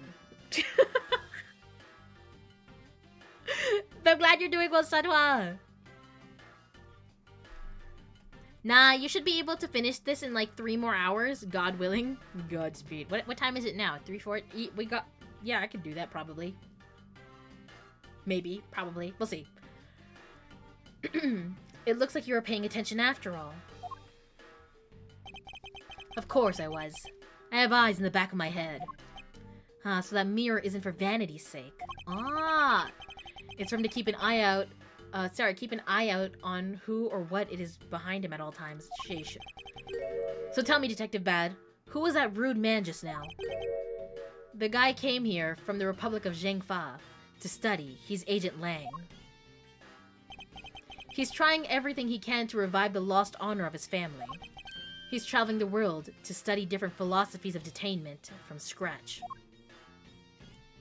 By visiting various police departments around the world, he has a lot of dedication. He's still just a rookie cop, but I sense a strong grudge of some sort from him. Ooh? The guy's more useful than Gumshoe, even if he is rude. Well, he sure has a lot of guts to come to this country and give prosecutors a hard time. I agree, however, I can think of one young lady that statement also applies to. Anyway, what was that agent looking for, Mr. Bad? Or Detective Bad? Earlier, that little girl was poking around in lobby number 1 as well. Like I said before, it's got nothing to do with the two of you. I highly doubt that it has nothing to do with me. I'm on the case, sir! Fine, if this is the game I must play, then I will take this opportunity to draw out what he's been hiding and what happened in this room straight from him. Hey, Bad! Let's talk. Earlier you were in lobby number 1, and now you're here in lobby number 2. Why would you be loitering in a crime scene? Yeah. You're quite the busy man, Detective Bad. Multiple returns to a crime scene brings about success. That's what we detectives say. I see. In that case, you wouldn't mind if I asked about what happened again, correct? I don't have anything left to say to you, boy. Oh, we're about to start cross-examining him? Yes? I think so. Boy, you'll see. I will draw my answer from you one way or another. Would it kill you to help us even a tiny bit in our investigation? I gave Faraday's notebook to the judge earlier. That's help enough, don't you think? Ugh. Please, we're asking you for just a bit more of your cooperation. Don't push me, kid. Time of the murder. I'd like to ask once again about what happened around here at the time of the crime. I refuse to Bitch, are you allowed to do that? You're a detective. Any more investigating you do would be a waste of time. Besides, how am I supposed to answer questions about things I don't know about? Things you don't know about? But aren't you supposed to know everything? He should. Wait, is it possible? Maybe he doesn't know about the trick behind the piece of evidence. I should try showing it to him. It may prove to be the key to getting some answers from Detective Bad. Hey, detective. You want to see something really cool? Detective Bad, did you know of the existence of this item in this photograph? Of course I did. It's my job to know everything related to the Yatagarasu case. In that case, let me ask you something. Did you know that the knife that killed Mr. Faraday and this Yatagarasu's key are one and the same? What? That's impossible. It looks like he didn't know after all. This piece of evidence, which we call the Yatagarasu's key, is actually a well-camouflaged knife. Mr. Faraday was planning to use this Yatagarasu's key to prove that Mr. Well was not the real Yatagarasu. Isn't that correct? I guess so. However, Mr. Faraday had no idea that it was in fact a knife. Yeah, I have to admit, neither one of us knew that fact. And if neither one of us knew, then no one in law enforcement knew either. How did we miss something as big as this? I noticed that since a little while ago, you appear to be searching for something. I presume that this key is what you were searching for? Yeah, that's right. And why were you searching for it? Because I promised Faraday. I promised I'd protect the key with my life. But after he was killed, the key disappeared from Faraday's evidence bag. Okay. Who would have thought that the key is what took Faraday's life? Detective Bad. So that we may find the truth, please testify for me once more. Alright. But it doesn't matter how many times I tell you about what happened. Nothing will change.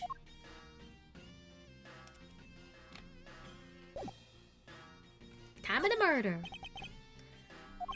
I ask that you please testify once more about what happened in lobby number 2 and what you experienced in lobby number 1.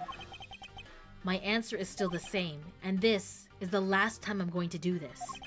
That's fine, because I only need this one last time to clear everything up and find the truth behind this case.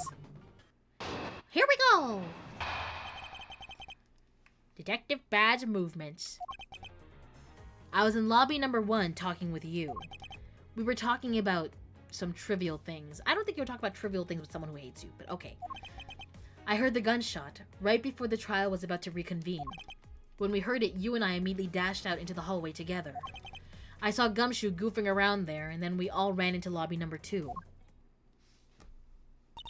It sounds like the exact same story he told us before. Indeed, however, I feel that we have yet to draw out all the information that we can. Rebuttal. I was in lobby number 1 talking with you. Hold it! Why did Miss Yu choose lobby number 1? Answer me! Who knows?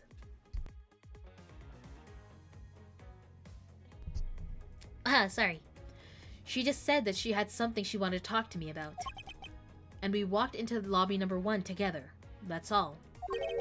So his answer remains the same as before. I see. We were talking about some trivial things. Hold it! Like... I was hoping you could expand on exactly what you... or on what exactly you were discussing with Miss Yu. Trivial stuff. It was nothing important. That's for me to decide.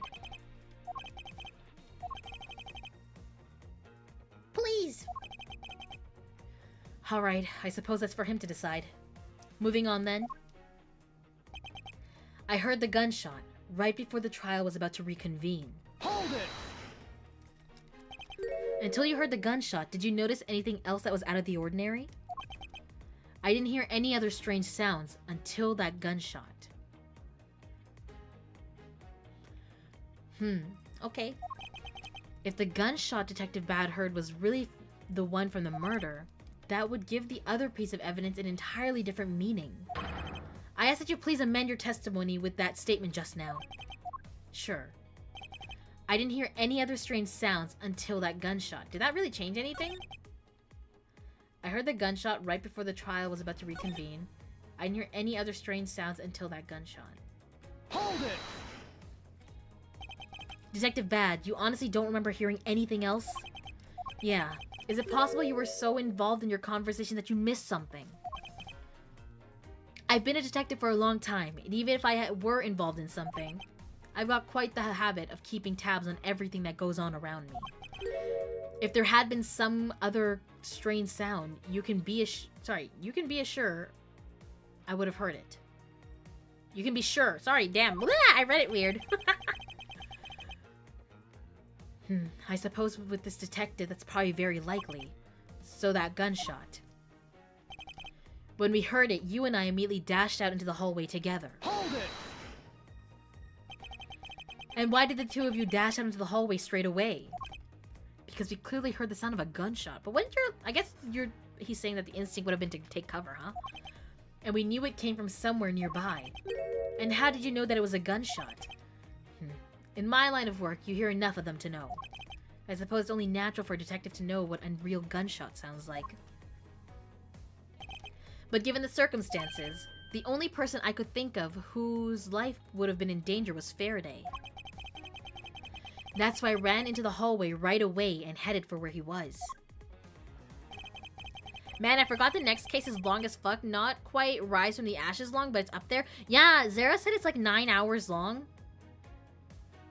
I remember when we did... Wait, is Rise from the Ashes the one with Godot? Just double checking. When we did that one, I did not think it was going to take that long. Like, I remember doing the final stream. It was like Thanksgiving or something, I think. I thought we were going to take 3 hours. That last case... No, that's Gant in the first game. Case 1 to... Oh, okay. I feel like the last cases are always just super long, though. That'd be surprisingly fitting name for this last case, too. Why? Don't spoil it! Don't tell me. But yeah, when we did the last case for the trilogy, I was like thinking it was gonna take 3 hours for the last part of what we had left. It took me 6 hours to finish the game. 6 or 7 hours, I think. I can't remember. I never uploaded the VOD for that for some reason. I should put those last 2 VODs up. Alright. I saw Gumshoe goofing around there, and then we all ran into lobby number 2. Hold it! It's everywhere, Storm. I can't escape it, okay? Detective Gumshoe was in the hallway? Yeah. Why didn't you attest to that earlier? When I saw Gumshoe, it was after I had heard the gunshot. Having seen him then didn't change the fact that he still could have done the deed. It sounds exactly like what Detective Bad told us before. However, is there something in particular we should be asking the detective about? There just might be. Why is my mouth doing that? It feels like it's on like a little bit of an angle, and I don't know. I do not know why. There just might be. No one knew that the knife is actually the Yatagarasu's key. Having a stroke, I would not be surprised. Reflecting on that, perhaps there are other things that we know now, but Detective Bad doesn't yet. Yes, that should be my angle of attack.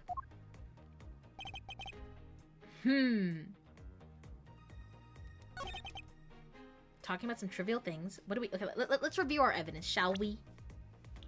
What does he not know?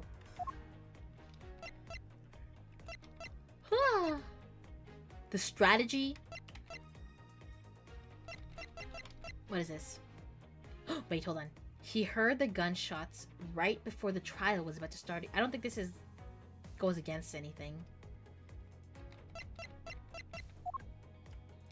A photo of the key. Yatagrasu sent. It turns into a knife. Alright, let's go through this again. Talking about some trivial things. I heard the gunshot right before the trial was about to reconvene. Okay. I didn't hear any other strange sounds until that gunshot. Did someone mention a struggle at any point? Because maybe that could be brought up. I do not know.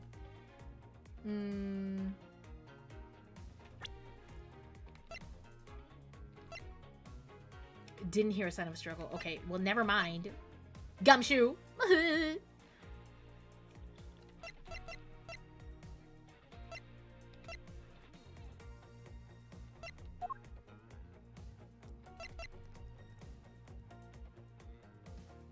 He heard the gunshot right before the trial was about to start again. Okay.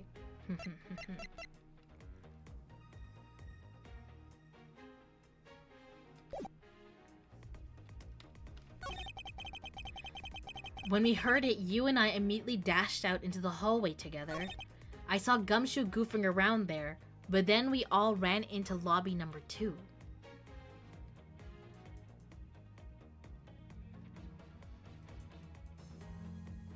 And then we all ran into lobby number 2, huh? Google overview says Turnabout Ablaze is 3 to 4 hours long, but I have no idea where it got that from. The source link doesn't say anything about playtime. What if you play it on auto, maybe? Like, you know, in story mode where you don't actually have to do anything? I think, at least. Dr. Delirium29, thank you so much for the follow. Welcome to the Gates. Nice to meet you. I'm Lillith Lovelace, and I'm the gatekeeper who does anything but her job. Welcome in! I might be a little late. It's okay, Nyx. I'm never late. Oh, wait, hold on. Nyx is late. Point your fingers and laugh at him. Haha. Imagine being late. Couldn't be me.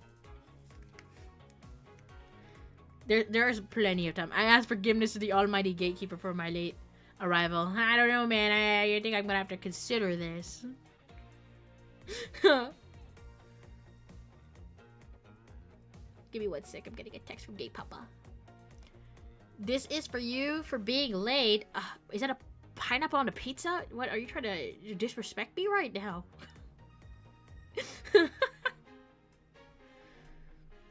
I'm gonna destroy you? What? Oh, pineapple on pizza. Okay, I thought you were saying that to me. I'm like, what did I do? You're the one late to the stream, Nyx. Okay. Whey.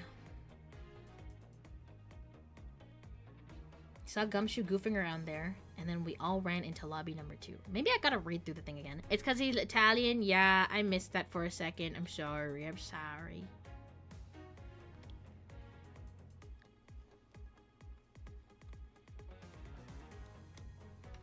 Hold it! Detective Gumshoe was there in the hallway. Yeah, why didn't you attest to that earlier? When I saw Gumshoe, it was after I'd heard the gunshot. It has to be with something like this, right? Like, it has to be something with this piece, maybe, at least, I think, because how are you gonna forget a whole man in the hallway? Right? Right? Right? Having seen him then didn't change the fact that he still could have done the deed. It sounds exactly like what Detective Bad told us before. However, is there something in particular we should be asking the detective about? There just might be. No one knew that the knife is actually the Yatagarasu's key. Reflecting on that, perhaps there are other things that we know now, but Detective Bad doesn't yet. Yes, that should be my angle of attack. You forgot I'm Italian? I see. Just say you hate me. I didn't forget you're Italian. I just, like, it just slipped my mind for this one moment right now. For this one moment. You know, it's not, I would never.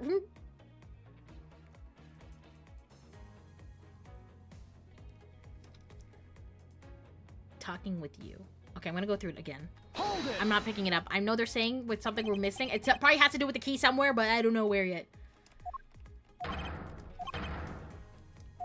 This wasn't important.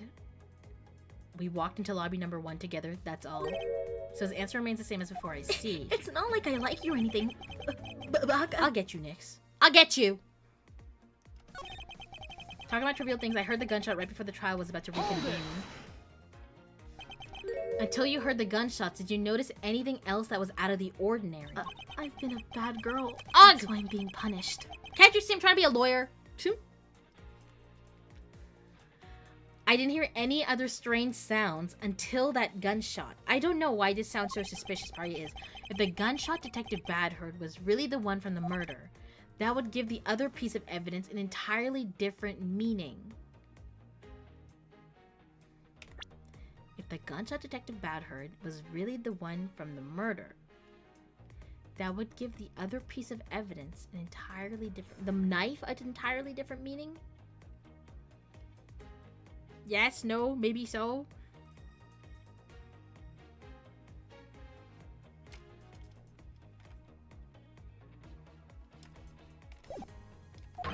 I ask that you please amend your testimony with the statement just now. The murder Mac Rell did? Maybe, perhaps, probably. I didn't hear any other strange sounds until that gunshot.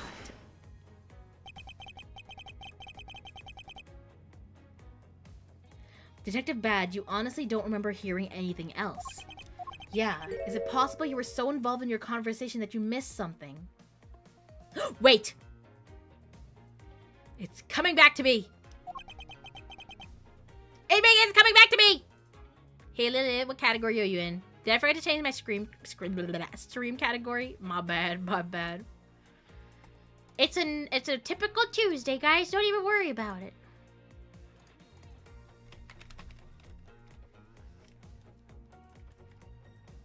I think this is the right one. Yes. Thanks, Sarah. Oi. Okay, there we go. I just remembered. If there had been some other strange sound, you can be sure I would have... Okay, I know it. I suppose with this detective, that's probably very likely. So that gunshot... This is the balloon, isn't it? It's the fucking balloon. It's the balloon.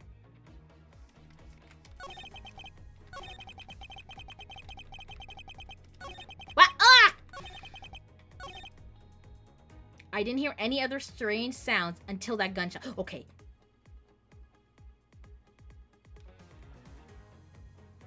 I'm doing... Should I save? I should save. I'm stupid. It's always best to save, Lillith.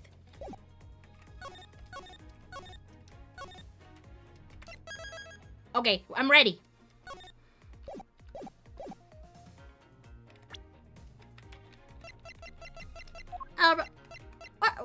What you say about this, Detective Bad?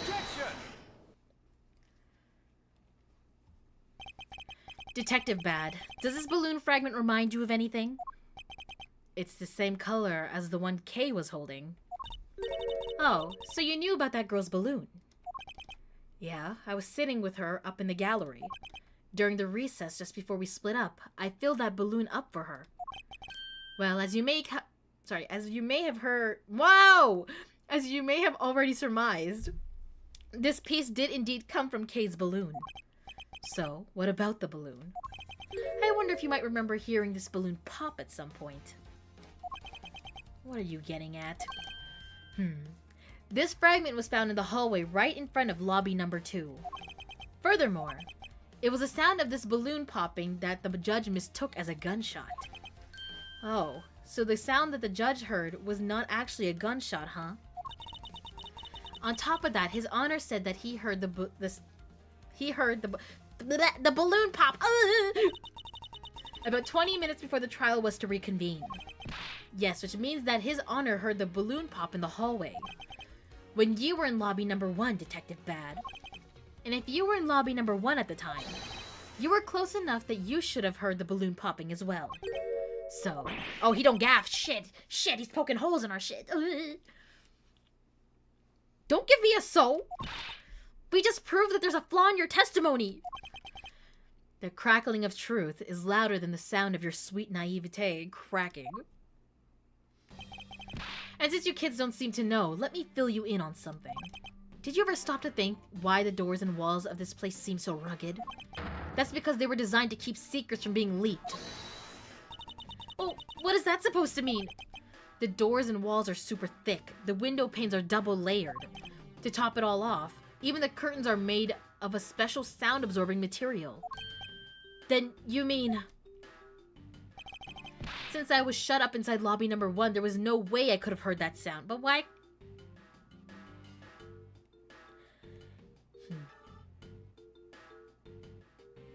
It's not over yet. No! There's something about them both suffering together that's so cute to me. Aw, they're actually big siblings! I knew that's what he was going to say. Then that means that Scruffface's testimony is completely useless. If the rooms are soundproof, then of course he couldn't hear or wouldn't hear any sign of a struggle. Ugh. That's also why it's only natural that I didn't hear the balloon popping. Now do you get it, kids? Miles, I thought we were supposed to be the ones finding flaws in his logic, not the other way around. The other way around? It's not possible to hear the sound of a balloon popping if one were in lobby number 1. Is he gonna say, then how did he hear the gunshot? Because that's where I'm getting at. How can you hear the gunshot then? Huh? Maybe it's significantly louder. I don't know. I'm Canadian. I've never heard a gun. Whoop. However, if we examine the situation in reverse, a person standing in the hallway should not be able to hear the real gunshot either. And yet Detective Gumshoe claims to have heard it while he was standing in the hallway.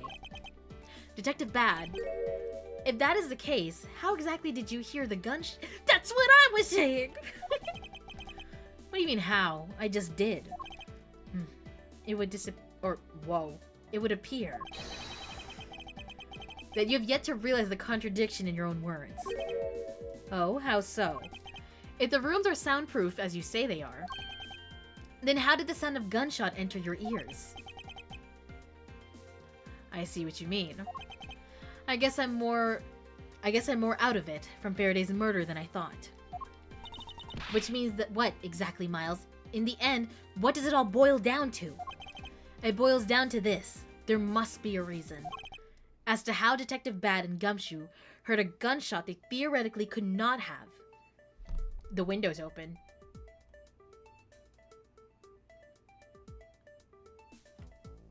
I wish I had an arm. The window's open.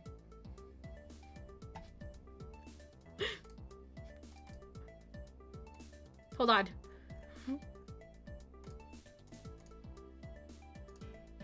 Guys! Oh shit! I lost it. Where'd it go? The window is open! That's where they could hear it!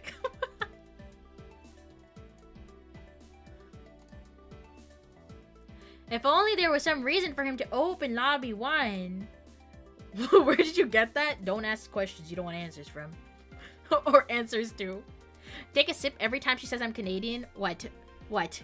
You Americans can become all hoity-toity about your freedom and your eagles and your rah, and I can't say I'm a Canadian?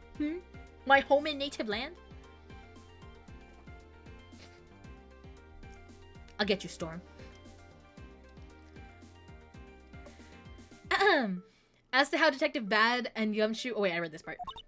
If only you could use that You know, I think I did at some point, but... Anyways, it didn't come to my mind right now. Or whatever that strand of hair is called, like a pointer. I will crop out a PNG of just my a whole gay, yeah. Yeah, not ahego, Zara. I didn't even question it. Also adds in a minute, heads up. Did I read that? It looks like we need to examine our state of affairs again? Something like that? State of the crime scene again. Yes. The state of the crime scene. Wait, can it be? It's the ultra strong perfume you wear. She spilled some of it. Wait, what does that have to do with anything? Oh, window opened. Wait. Now I'm confused. A window in lobby number 1 was open to allow the Oh! Yes, the window was open. Something's still funky about my tracking right now. I can't fix it, but whatever. It is what it is today. Ugh. And way too noisy. Okay, very loud television.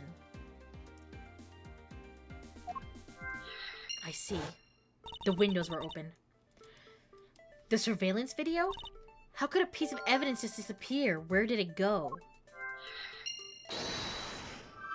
He's big braining it.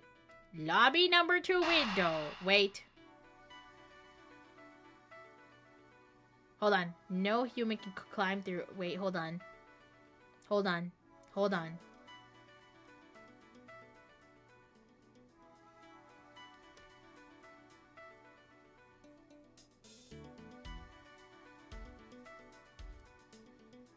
Yeah. Do it. Is it right?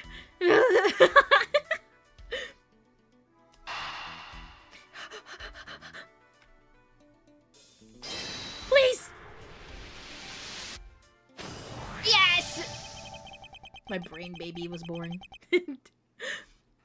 It's simply not possible for the killer to have escaped through the barred windows. And yet, the fragrance of the perfume managed to escape from defendant lobby number 1. Of course, incorporeal things can move freely through these open barred windows. Very loud television. Open window. Wait, yes.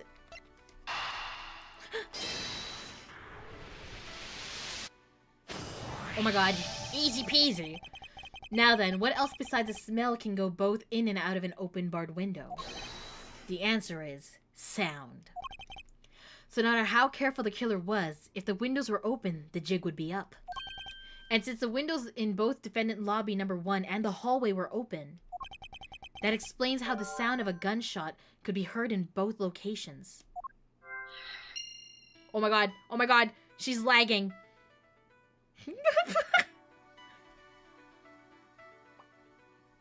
She's not okay. We're not well today. We're not well today. Okay, I think it's back. Where did this wait? Well, I guess there's only one option left, right?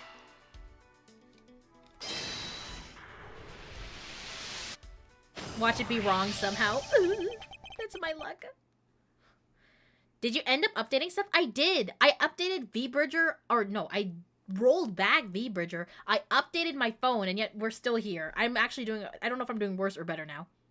It seems like VBridger is working better than before, but now I'm just lagging a lot. I might have to roll back one more time or something. We'll have to see. I didn't have time to test it today, because considering I just got home from work, and then I just went to sleep and stuff. The missing piece of evidence is a video that shows the moment in which Mr. Rell killed the embassy staff member. The sound of the gunshot left quite an impression on me when it was played during the trial. The video should have been returned to Mr. Faraday's evidence bag for the recess, and brought back here. If it disappeared after that time, then it's possible that the tape is still here in this room. Eureka! The evidence that's missing... The evidence that the missing evidence created for me is the gunshot sound that no one should have been able to hear in the first place. Miles, what have you been thinking about? Stop wasting time thinking and let's start looking again. It's not a waste of time to think, for I have figured out where we should look. And where would that be? I believe we should examine the television. The TV? Well, you kids have fun. Go ahead and examine whatever you like. We will, Mr. Bad. I won't rest until I've inspected it. Yeah, we know. We know. Nerd! It's a video player, and there seems to be a videotape inside. It looks like it. The tape must have stopped on its own when it reached the end. This tape, could it not be the missing surveillance tape? I suppose, but... Detective Bad, would it be alright with you if we verified the contents of this video? Sure. Knock yourselves out. Alright then, let's rewind this and see what we have. Nook and cranny, yada yada, honk shoe, honk shoe. Yeah, we've seen this before. If I remember correctly, the footage of Rell killing the embassy staff member should be at about the 30-minute mark from the start of the tape. Understood. This should be about right. Now then, let's see. This is the footage of Mr. Rell shooting the embassy staff member. I knew it. The missing piece of evidence, the surveillance video, was here all along. This sound. What's the meaning of this? It appears that Detective Bad has figured out the true source of the gunshot he heard. With this, I think we can figure out the trick behind this double murder. Do you mean that you figured it all out then? Yes. All I have to do now is show what the gunshot detectives Bad and Gumshoe heard was, and through where they heard it from. Fine. In that case, show me what you've deduced. Now to show what the gunshot detectives Bad and Gumshoe heard was. and through where they heard it from. I won't rest until blah blah blah blah. Wait, that's kind of confusing what they just said though. Here and there, right?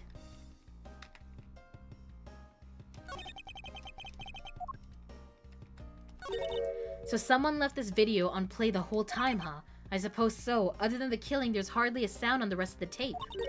Then why did the television make that loud noise when Scruffy got near it? That's probably because the tape had run out and it stopped its playback.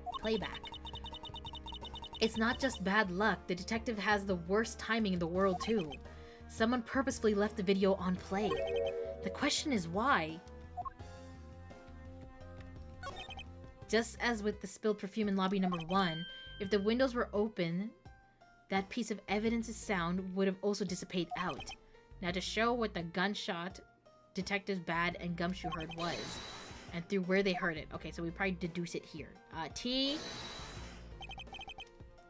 Yes. Blah blah blah blah.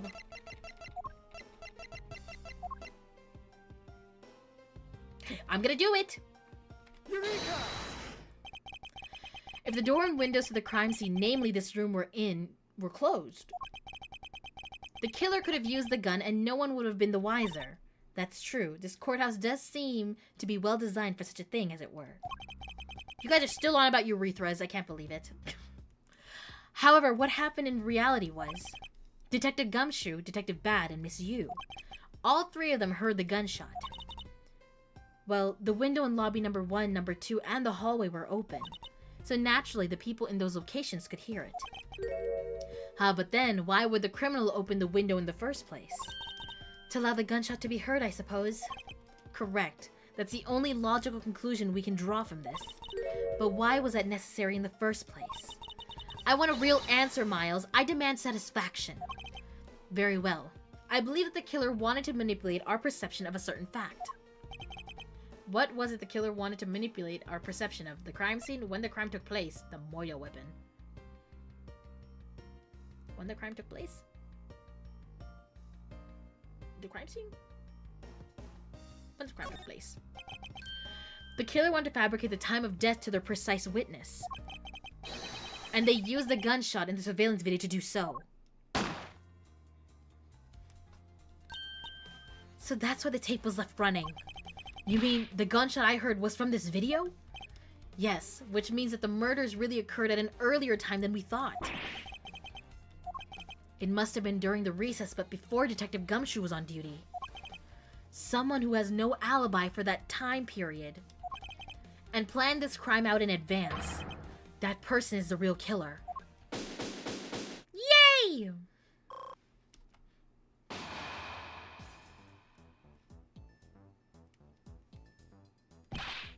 Mr. Edgeworth! Yes, what is it? Miss Yu is asking for you. She's in the courtroom. How convenient. She says she's identified the murderer, but that she wants to clarify something. It looks like Miss Yu is still investigating something. Understood. Please tell her that I'll be right over. I'll come along. I want to hear what she has to say. It would appear that the time has come to uncover the truth. To be continued. I'm assuming this will be the last part, though, right? Final testimony. Okay. Oh, confrontation, former Callisto Yu. Okay.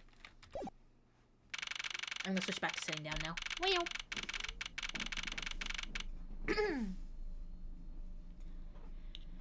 September 10th, 6:15 p.m. District Court.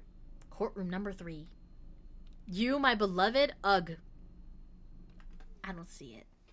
I don't see it.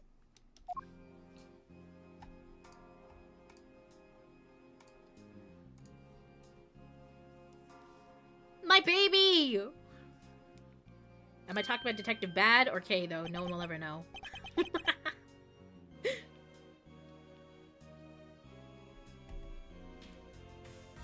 Kay, what are you doing here?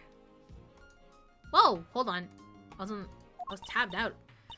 Oh, hello, mister. I'm still investigating. But the object you're looking for is already... Kay, don't mind him. Please continue with your Oh, he's...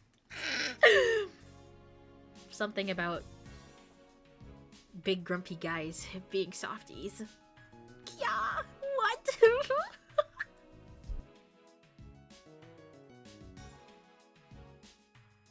Also, Miles is very dense around kids, isn't he? Jesus.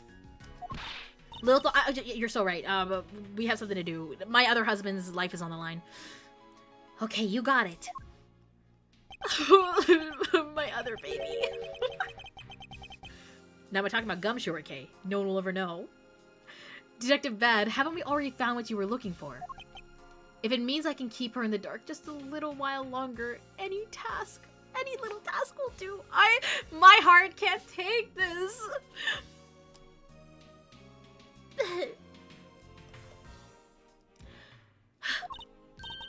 Oh, you're more sympathetic than I thought.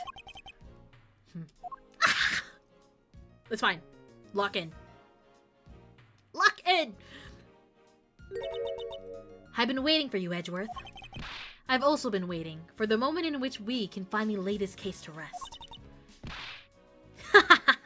The moment in which we can finally lay this case to rest?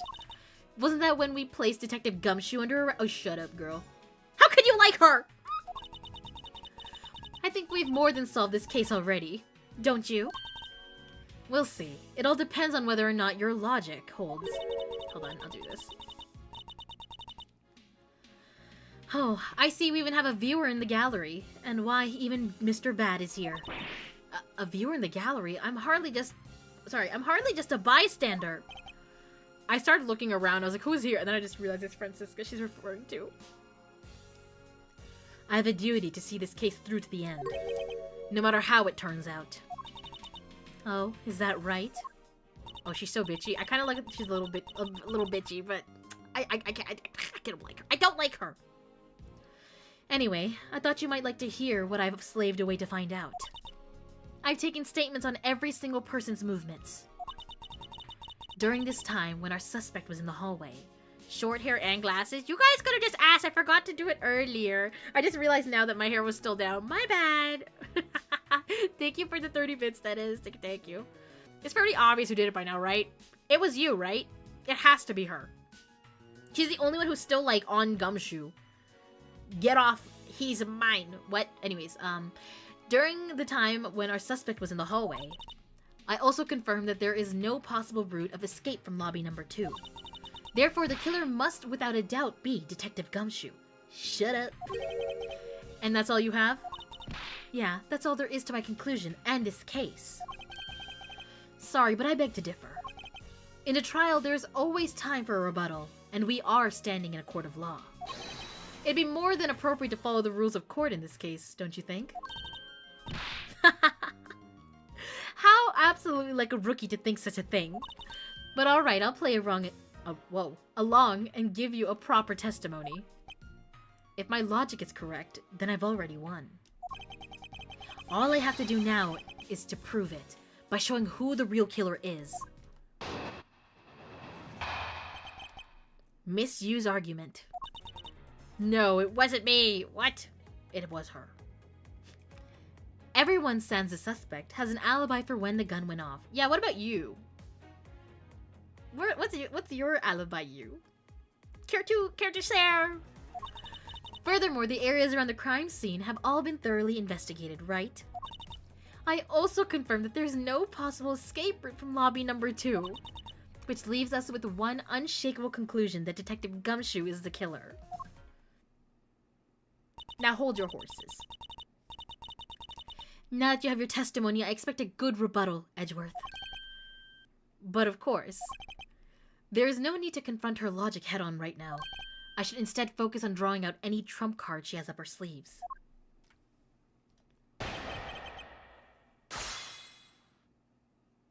Misuse argument. Everyone sans the suspect has an alibi for when the gun went off. Hold it! The suspect, but I thought Detective Gumshoe's alibi has already been proven. Are you joking, Edgeworth? I assure you this is no joke. Look, I know you heard from the judge earlier that the detective was in the hallway with Mr. Faraday's daughter eating a Swiss roll. Yes, that is correct.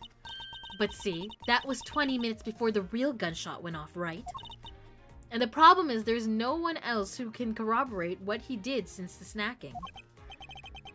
I see she's done her research well, which means that I should focus on drawing out whatever trump card she's withholding.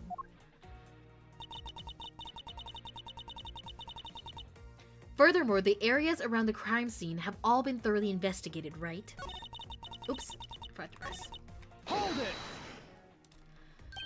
Whether they have been thoroughly investigated or not is for me to decide. The scrunched eyebrows and the lines on your forehead are back. Anyway, even if you believe it hasn't been exhaustive, the crime scene, lobby number 2, has no way out other than the hallway Detective Gumshoe was standing in. And because he claimed to be there, that makes him the only possible suspect. I was doing the you bit for the 1000th time. Do I look smart enough to keep up? Sorry, Sarah. But is it also possible that someone escaped through a window and into the garden? We've all seen Rush Hour, how dare you? That's the first place everyone looks silly. The police aren't a bunch of lazy bums. They looked into every possibility, you know. Isn't that right, Mr. Bad? What? Oh shit, the way he just spawned scared the shit out of me. Yeah. There wasn't a scrap of evidence to suggest someone used one of the windows. There also weren't any footprints or anything in the courtyard garden. I suppose they really did check everything that could be relevant to the case. I also confirmed that there is no possible escape route from lobby number 2. Hold it! Are you absolutely positive there are no other routes of escape? Of course I'm sure. And why are you so certain? This is the courthouse, the place where criminals are brought to be judged. If there was an escape route, I'm sure every criminal would be using it to escape. It's just common sense. Miles Edgeworth, I suggest you use a bit more of it in the future. Which leaves us with one unshakable conclusion, that Detective Gumshoe is the killer. Hold it! You may think it's unshakable, but to me, there are still too many unanswered questions. For example, who was that placed the gun in Mr. Faraday's hand? But you're the only one still wondering that. Detective Gumshoe probably had no idea which hand Mr. Faraday used to write with. Even if you knew know someone, it doesn't mean you'll know which hand they write with, right? I mean, I certainly don't care about that sort of thing. I'm not about to let her get a rise out of me with a with such a flippant statement. Jeez. I suppose we really reached the end now. I already have my trump card ready. All that remains is to play it. But before I do, I think I should inquire into a little something about her argument. You said earlier that you confirmed the alibis of every person other than the suspect. Are we gonna bring up her alibi? Please do.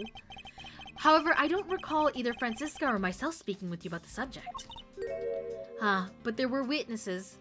For you, there is your mentor who gave you an alibi. I see.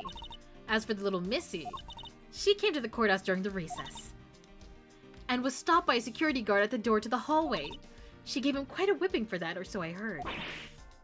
I'm the daughter of Manfred von Karma, and I will not be forcibly stopped by a guard or a bailiff or anyone else. Wait, so basically the only reason Francisca bothered to show up today was because she found out that I was the replacement prosecutor? By the way, Miss Yu, what about everyone's alibi before Detective Gumshoe was assigned to guard duty? What about them? Have you looked into what people were doing during that span of time? What kind of idiot do you take me for? It doesn't matter when the killer went into lobby number 2. From the time we heard the gunshot to the time Mr. Bad and I arrived on the crime scene as we dashed from lobby number 1. The only person who could have committed the crime was Detective Gumshoe.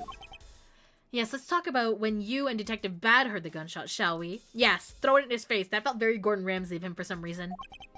The finger in the face and the let's talk about. But I suppose that if we go by your logic, then Detective Gumshoe's the only one. However, what if the crime had occurred at an entirely different time when the gunshot you heard went off? What then? That... Objection! Whoa. Sadly, your explanation is very lacking, Edgeworth. The gunshot we heard in lobby number 1. Care to explain how that could have been fabricated? Yes, easy freaking peasy, man. Take that! Eat this! That tape. Yes, it's exactly what you think it is. This is the surveillance tape of Mr. Rell, the prosecution presented in today's trial. This was found loaded in the video player in lobby number 2. That was connected to the large television that had its volume turned all the way up. You can't honestly mean that the sound we heard was the gunshot in the video. Ah, but I do. Which leads me to my next point. The murders occurred much earlier than when anyone heard the gunshot. Did she just do her makeup more frantically? That's the only thing I can think of too. After committing double homicide, the killer took the surveillance video out from Mr. Faraday's evidence bag, turned the television's volume all the way up, and left the video to play. If I played from the beginning, it would take 30 minutes for the gunshot sound to come on. And since we now know that this method of time manipulation is possible, it opens up the possibility that the killer is someone other than Detective Gumshoe. Objection! Sounds from a television doesn't amount to much here. But of course, Mr. Prosecutor Edgeworth and Little Miss Von Karma already knew that much from the very beginning, right? Of course we knew, didn't we, Miles? Yes, of course.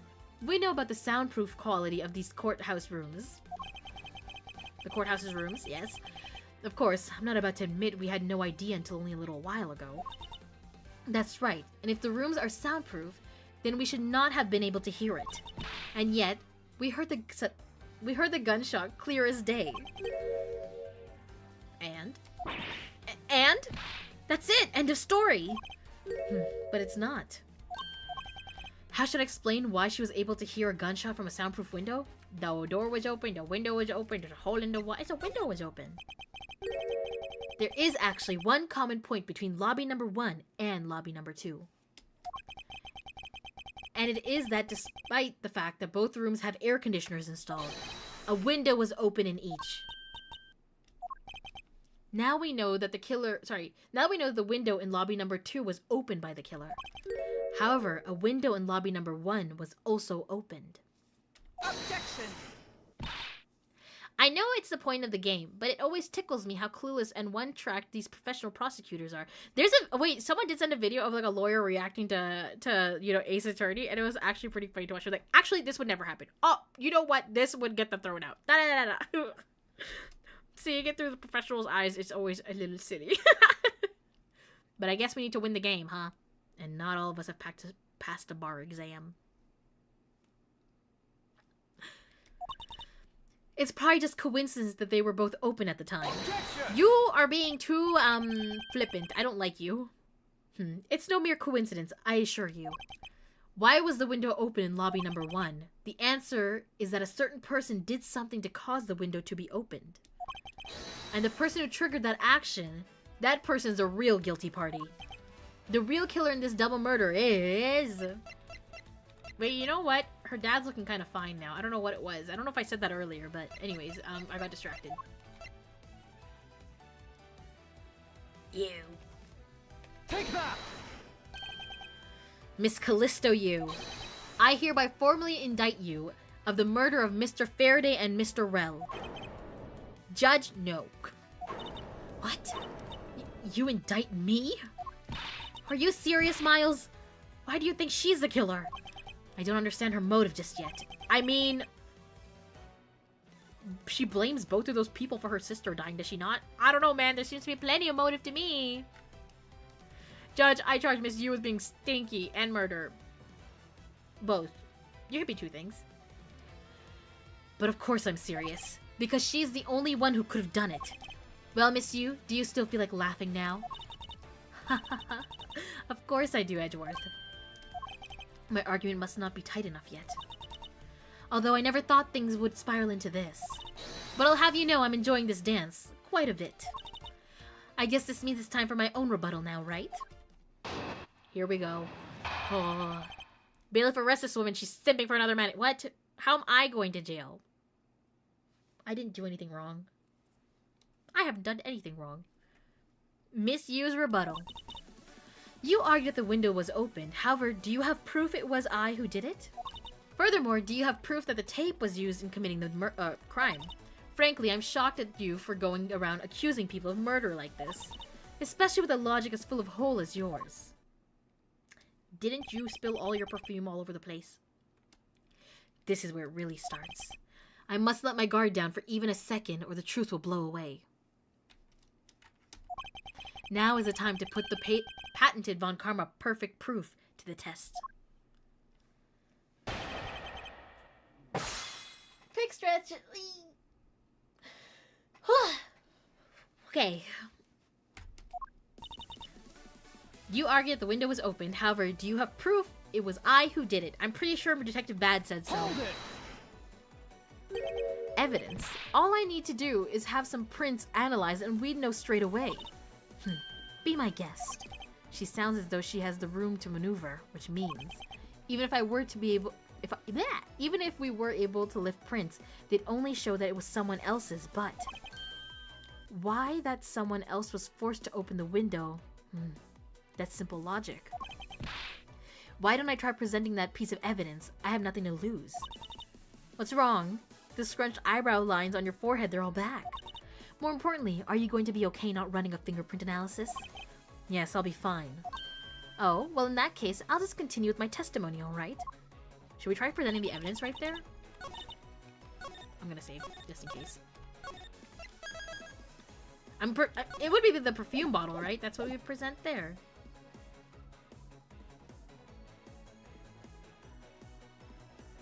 Hold it. Oh, that was pressed. Ah, wrong one. Court finds the defendant guilty on 4 counts of serial simpery. I plead the 5th, whatever that means. I'm Canadian. I don't know what that means. Oh, wait. Wrong one.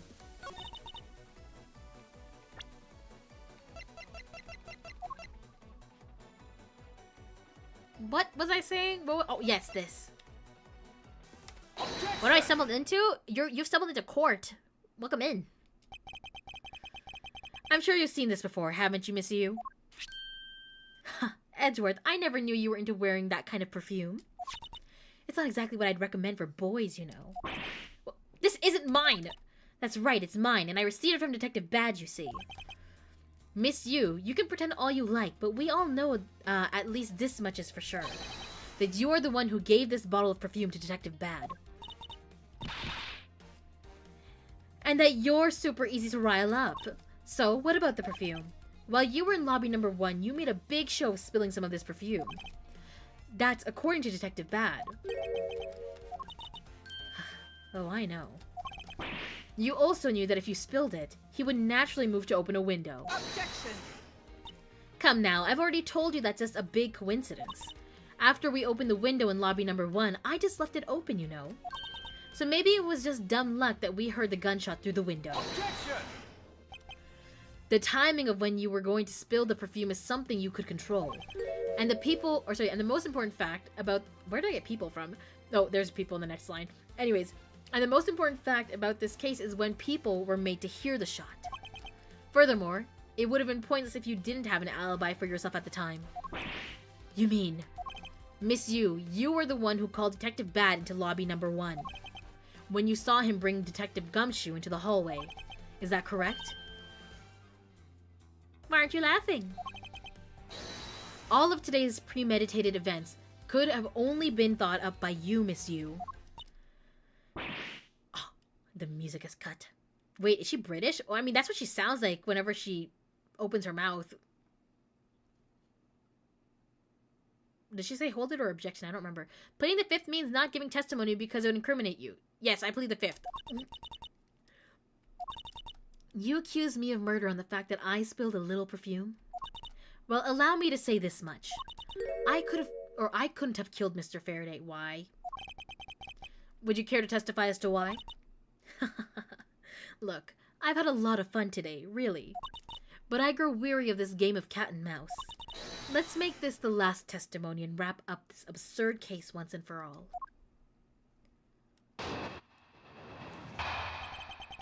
why it couldn't be me. Accusing someone of murder over a spilled bottle of perfume is a bit over the top. But I suppose forgery of evidence is supposed... Oh no, she didn't! Is to be expected of a disciple of Von Karma. She might as well just spat in my face. In any case, it simply could not have been me who killed Mr. Faraday. After all, I don't even know where the knife that was used to kill him came from. Miles, her testimony is flawless. Hey, don't just take that! Yes, but no matter what sort of trick she may try to pull, she won't escape me. And if I'm lacking in information, I'll just draw it out of her.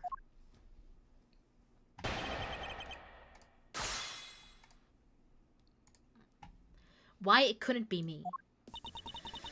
Okay, accusing someone over a spilled bottle of perfume is a bit over the top. Hold it! I think I already explained the significance of that earlier. You only confirmed that I did spill some perfume, but that's all. That you would accuse me of murder based on a simple spill. Don't you dare complain when I sue you for defamation of character.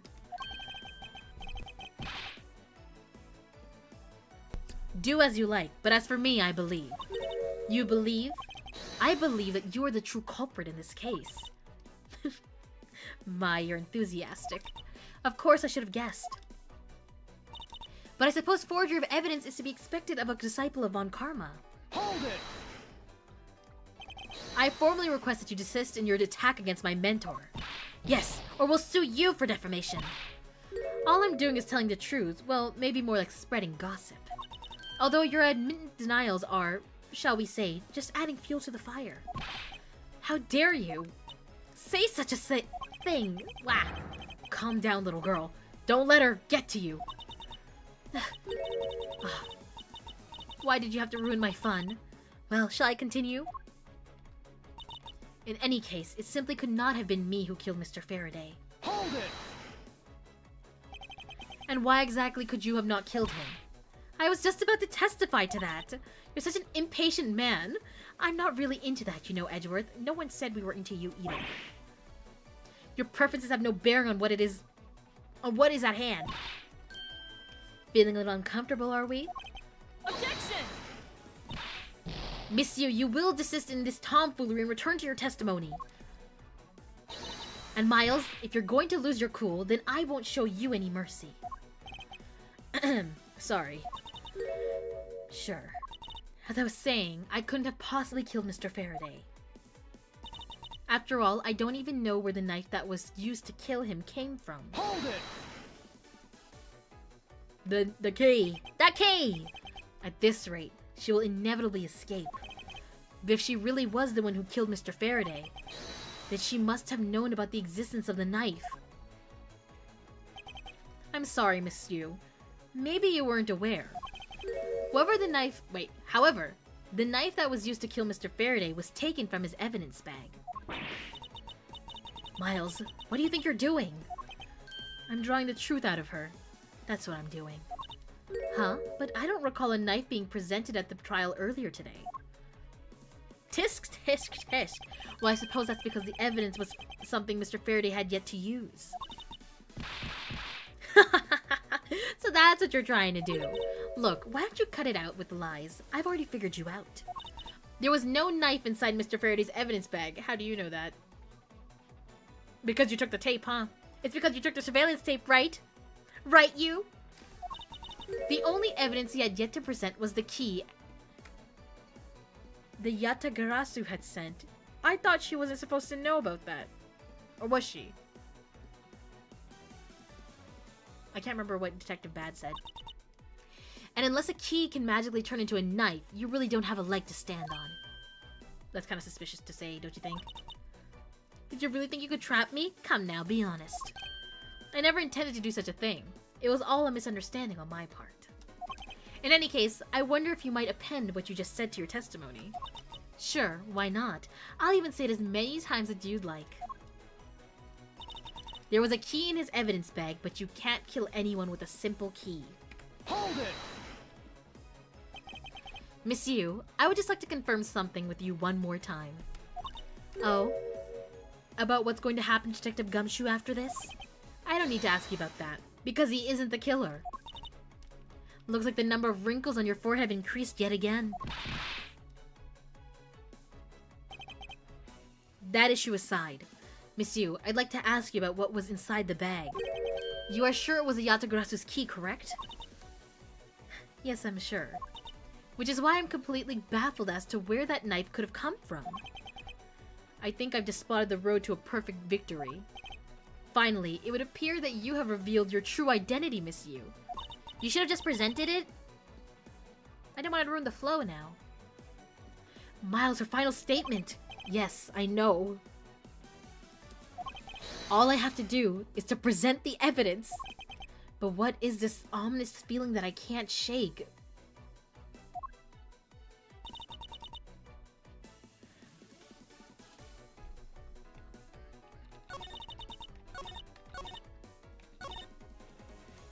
Here we go.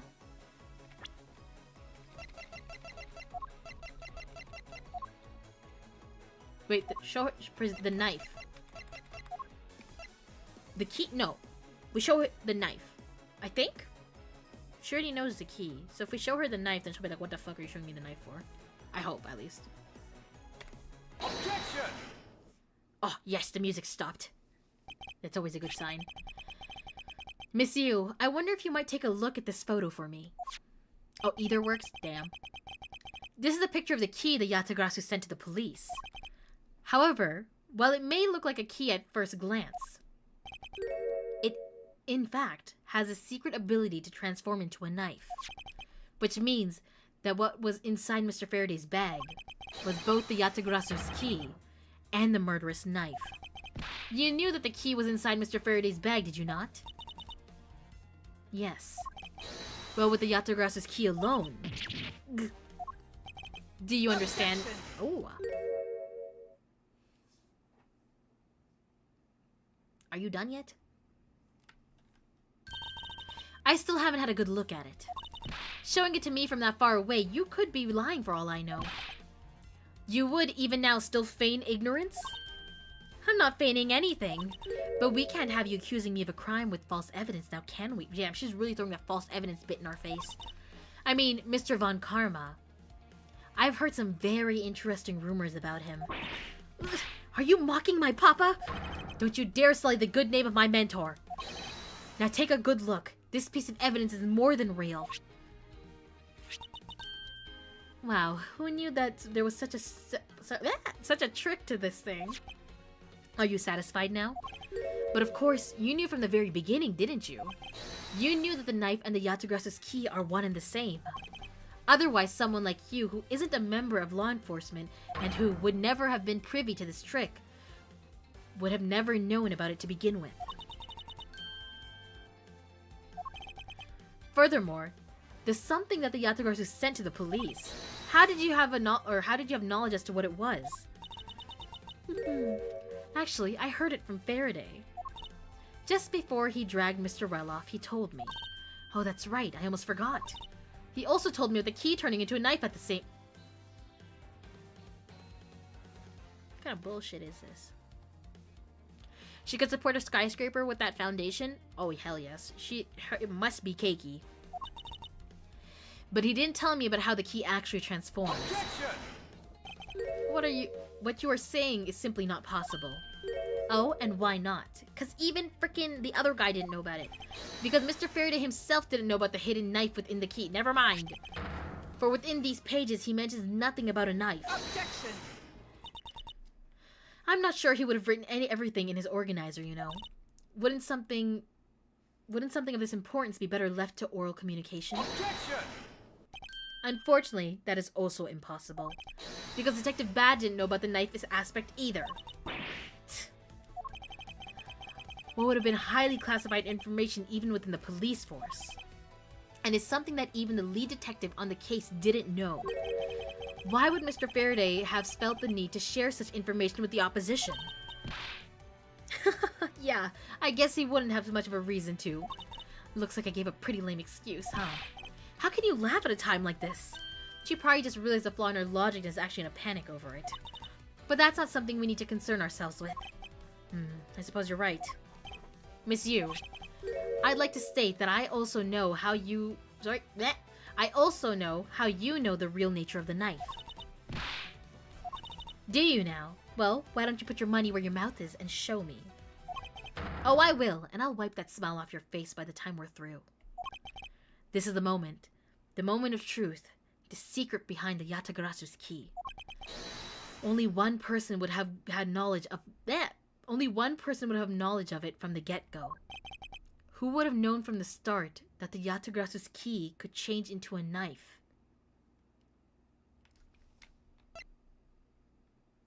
Yeah? Take that!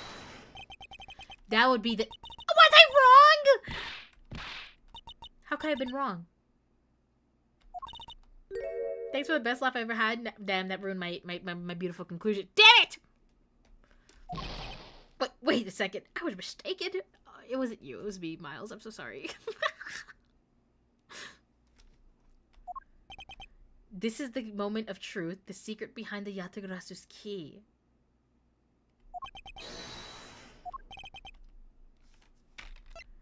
Oh! Well, that would make more sense. Sorry, my bad. It's not who else think of who you could— Wait, what? Don't do word puzzles with me right now, Zara. I'll start crying. Take that! There's only one person who would have known about the dual nature of this key. I forgot they don't know that he's the guy. Anyways, and that is the person who sent the Yatagarasu's key to the police. That is to say, the Yatagarasu himself or herself. Are you saying that this lawyer is a great thief Yatagarasu? Miss Yu, you used Mr. Rel to lure Mr. Faraday into a trap, didn't you? You who profess to bear a grudge against criminals, why? Why would you do something like this? She's still laughing. What the hell?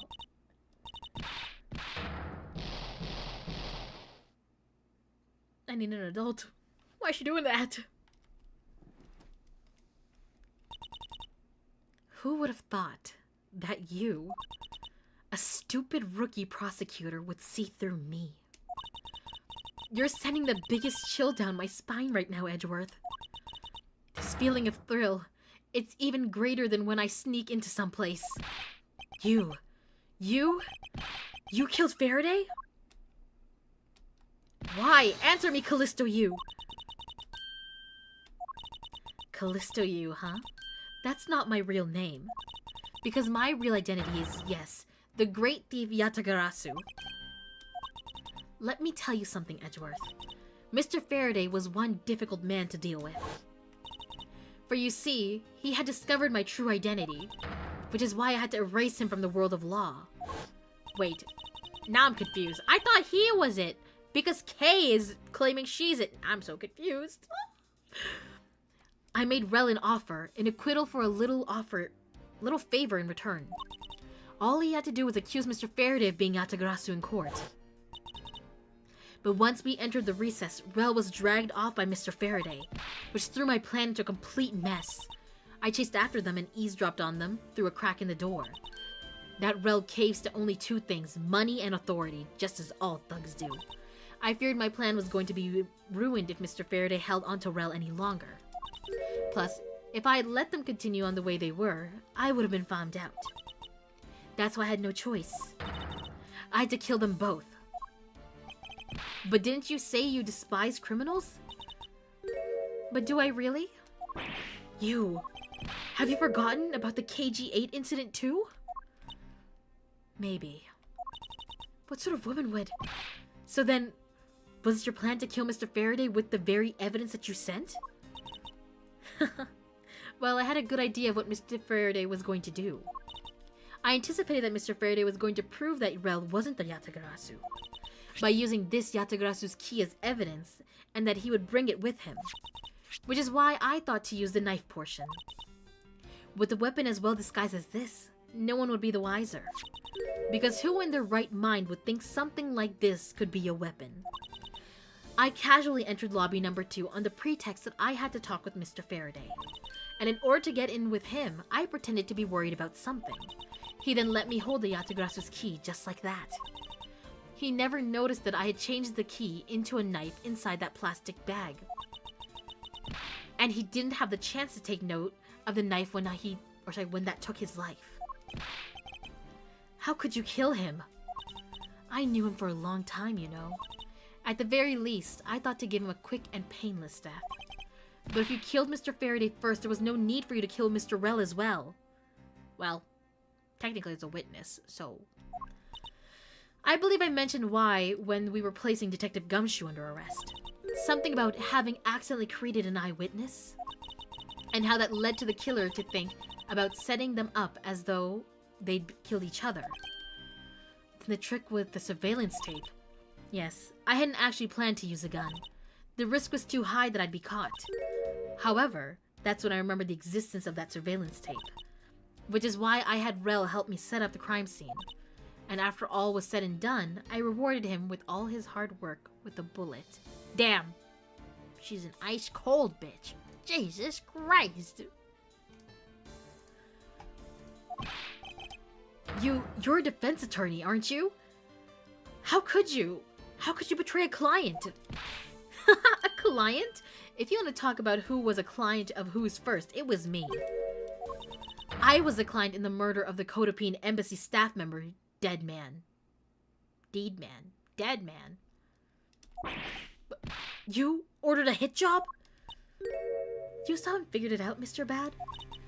I had Dead Man killed because he was about to give away information about the smuggling ring. Now, who exactly do you think would benefit from such an assassination? It can't be. You're... That's right. I'm a member of the smuggling... Are you allowed to do this? What? How could this... You don't mean you're working with Manny Kojin too then, do you? Maybe, maybe not. Guess you'll never know. The Yatagarasu claims to be noble, but you're just another cold-blooded murderer.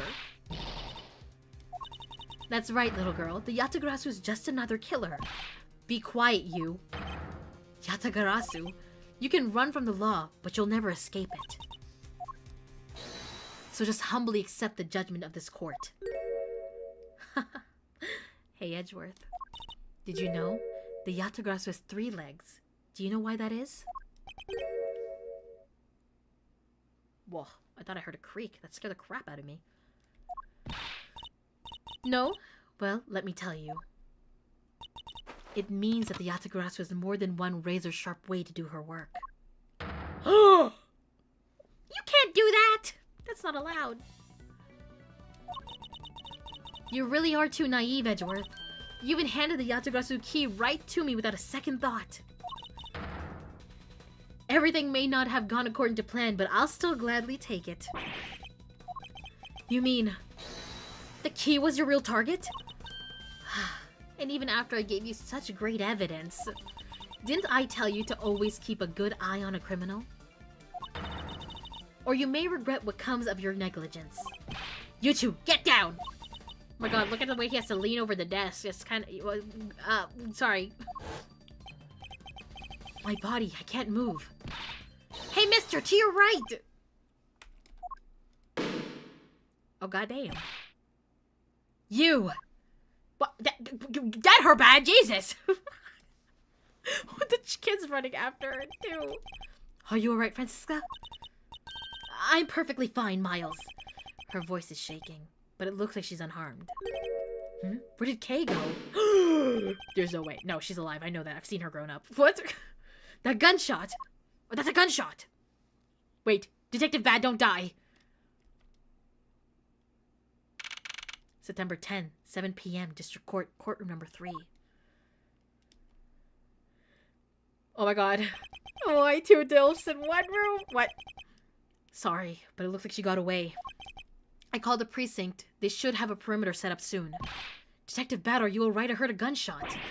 I'm okay, just another hole in my jacket. He may say he's fine, but he looks quite shaken. But more importantly, boy, I mean, Mr. Edgeworth, Miss Von Karma. Wow, a little respect on her name. Are you two hurt? I'm absolutely fine. I'm also alright, thanks to Kay. Speaking of Kay, where is she? I don't know, she sort of disappeared. I'll go look for her. Oh, and hey, Detective Gumshoe. Yes, sir. Detective Bad, sir. Oh, I missed you, Gumshoe. I'm sorry I doubted you. Don't worry, sir. It's not your fault. Well, I lied to you guys too, after all. I heard about what happened from Kay. Lying while giving testimony is still unforgivable. But in this case, you're protecting Kay and her feelings. Looks like you just might have what it takes to be a real detective. Now, don't you ever lose that detective spirit, okay? You got it, Pops. Pops! Pops, watched one too many detective dramas recently, have we? Way to single-handedly destroy the cheery atmosphere with one snarky comment. I should get back to the investigation. I swear I'll catch you if it's the last thing I do.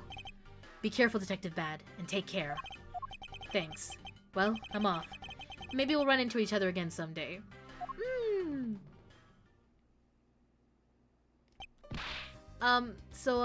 Thanks a bunch, pal. You're the best. You really did find out the truth behind everything. Yes, well, I'm glad we solved everything before you were taken to prison. Aw, are you still sulking, Judge? I can't believe how much trouble I caused you with my testimony, Detective Gumshoe. It was no problem, really. I mean, I lied too, so I didn't really help anything. It's really not your fault, Your Honor. Well, even if we didn't have His Honor's testimony, I think that the lawyer would have found another way to get you convicted on her behalf. Yeah, I can't believe I was about to get fired during my first week as a detective. Well, so long as you're not fired. You should work hard, give all that you have, and perform your duties well. Oh, and one more thing. Kay left a present for you with me. Is it the Swiss roll? She did? Oh, what is it? What was it that Kay left for me? The proof of their friendship. Wait. Did she give me something? It's the Swiss roll, right? Guys, it's a Swiss roll, right? It has to be. Oops. It's actually Mr... Whoop. It's Mr. Von Karma. Tea!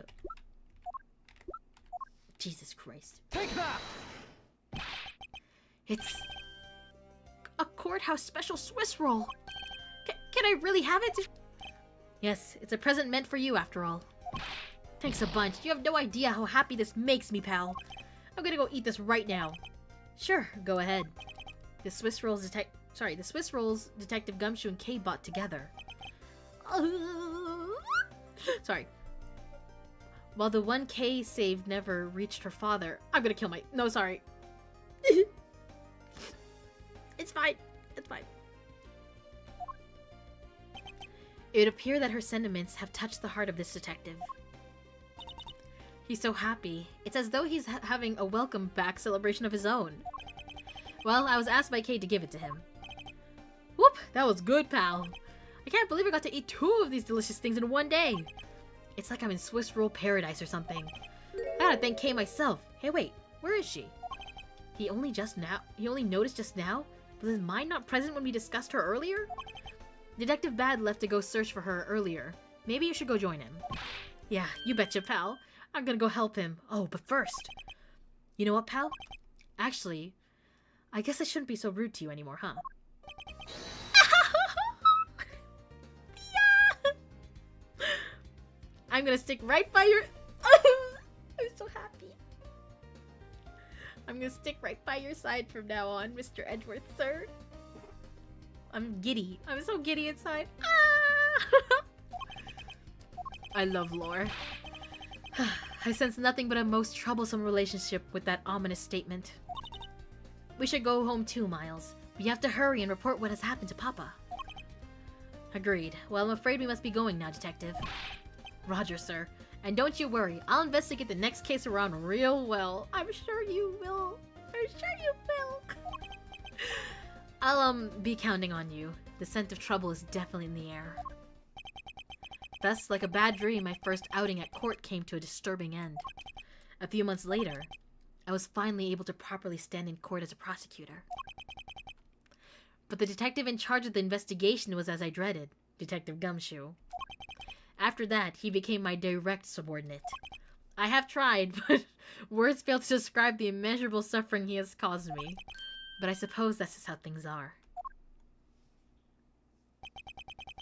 As for the little girl who suddenly disappeared, she's now...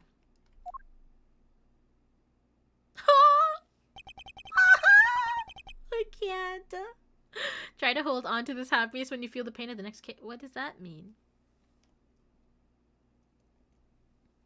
What does that mean? My god. I can't look at, they're all old now. Well, they're not old, they're older, but... So, do you remember now? Yes, I remember everything. Kay, it's been...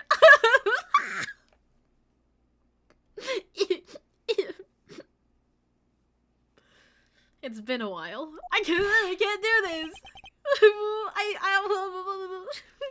This is my favorite type of thing that happens in things. That makes sense. You sure grew up... I can't hold on, calm down. Let's get it together. You sure grew up a lot. Of course, but thank goodness. I thought you two had totally forgotten about me. You know, I was really worried about you after all that. Where have you been all this time? Gummy, I didn't know you cared. After my father died, I went to go live with my mother's relatives. They lived really far away, so I wasn't really able to come back here all that much. Oh, is that what happened? Well, I'm just glad you're alright. So, does it all make sense now? You betcha it does. Oh, you know what? I was going through my father's bookshelves recently and... Hold it! Actually, there's still a number of things that don't make sense, Kay. Huh? First of all, how did you come all this way to see me? And second, why are you calling yourself the Yatagarasu? The Yatagarasu is Callisto Yu, the woman who killed your father. No, you're wrong. The real Yatagarasu was my father. Mr. Faraday was the Yatagarasu? Like I said, I was going through my father's bookshelf recently, and I found a secret diary hidden amongst his books. I have no regrets in choosing to walk the path of the Yatagarasu. That was written in his diary, and that's how I know for sure. But that's impossible! What's with that look? You don't believe me? It wasn't just the expression on my face. I clearly said it was impossible just now. Alright then, how do you explain this? It's a way of disarming any security system of the user's choosing? Yep, that's a little thief. Truth be told, this is the Yatagarasu's greatest secret. And this little gizmo was used by my father. Wow, Mr. Faraday wasn't just a great prosecutor. He was a really great thief, huh? Yeah, my father worked really hard to steal the truth. But he was killed. And the Yatagarasu was no more. But despite that, the Yatagarasu have been spotted again recently. Someone other than you? Here, Mr. Edgeworth. Take a look at this article. Yatagarasu sends card to embassy. The Yatagarasu sent the embassy a calling card? Yeah, meaning this person's a fake. I'm almost certain that Callisto Yu lady is behind this.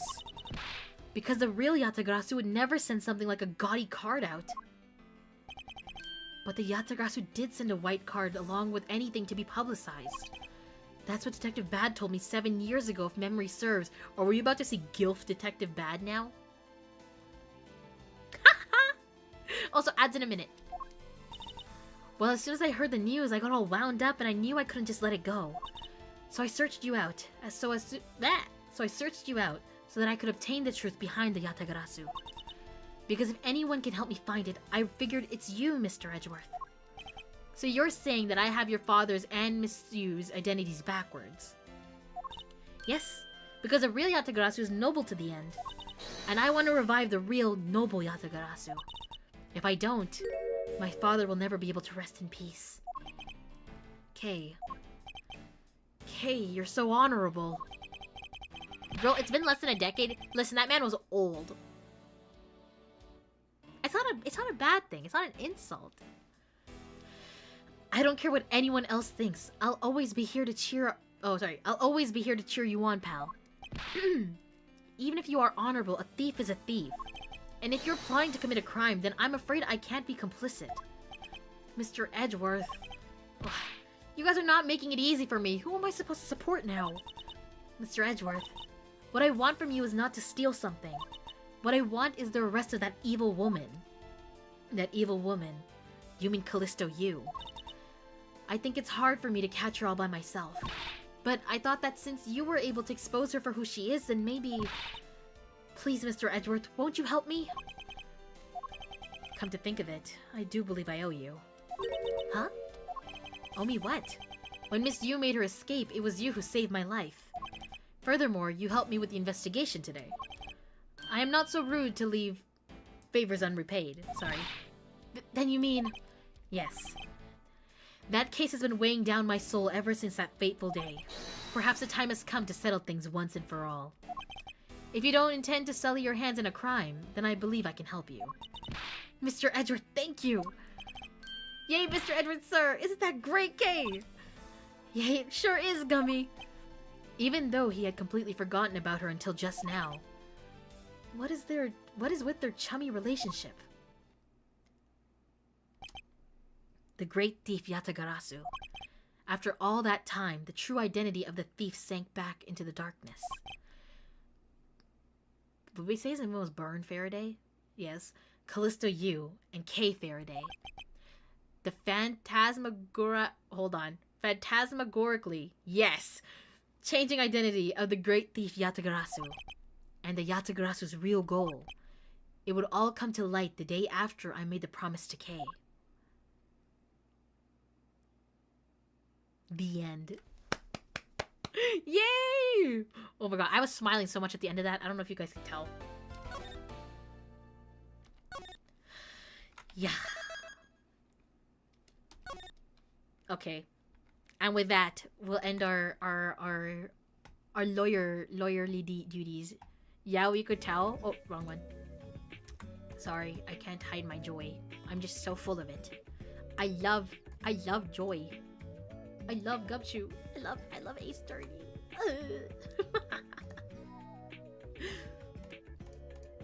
But I hope you guys had fun with the concluding of this case. You guys had me worried it was gonna be much longer. I think like at like the 1.5 hour mark, you guys said it was like 3 more hours. I was like, holy shit, that's really long. It took us like 3 hours total. I must have 100k keys.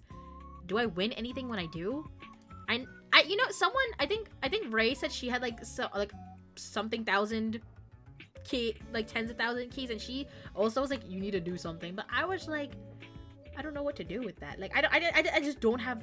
Okay, if you guys have redeem ideas, let me know, I guess. But I didn't know. I didn't know. You can invest them into I don't know what.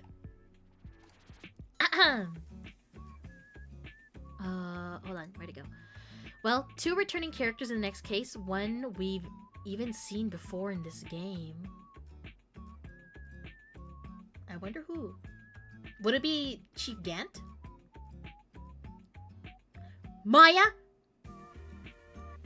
I would love to see Maya. Or Mia. Sorry, I meant Mia.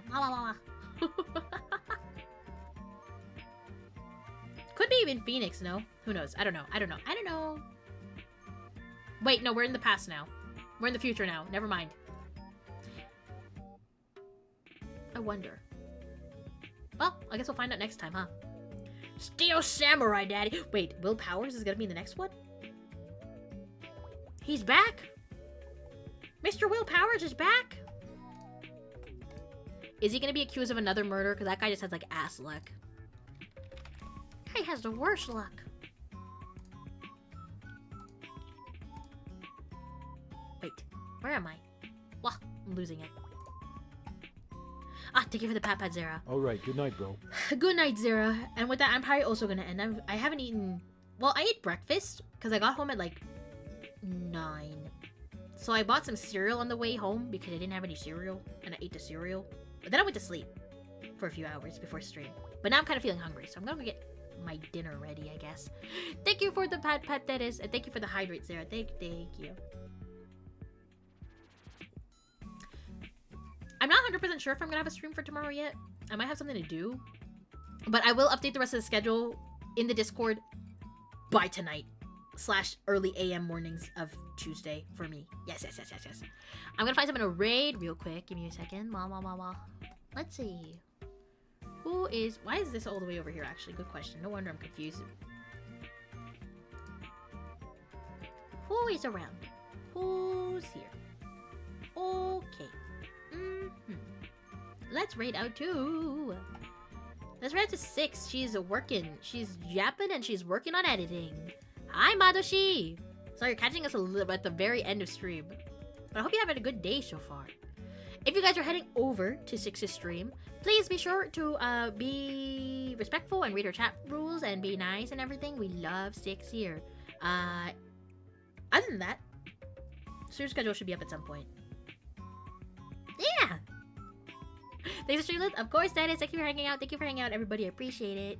Alright, I'm gonna send you guys out to 6. Have a good night, everybody. Or day. Wherever you guys are. Yes, yes, yes. Bye!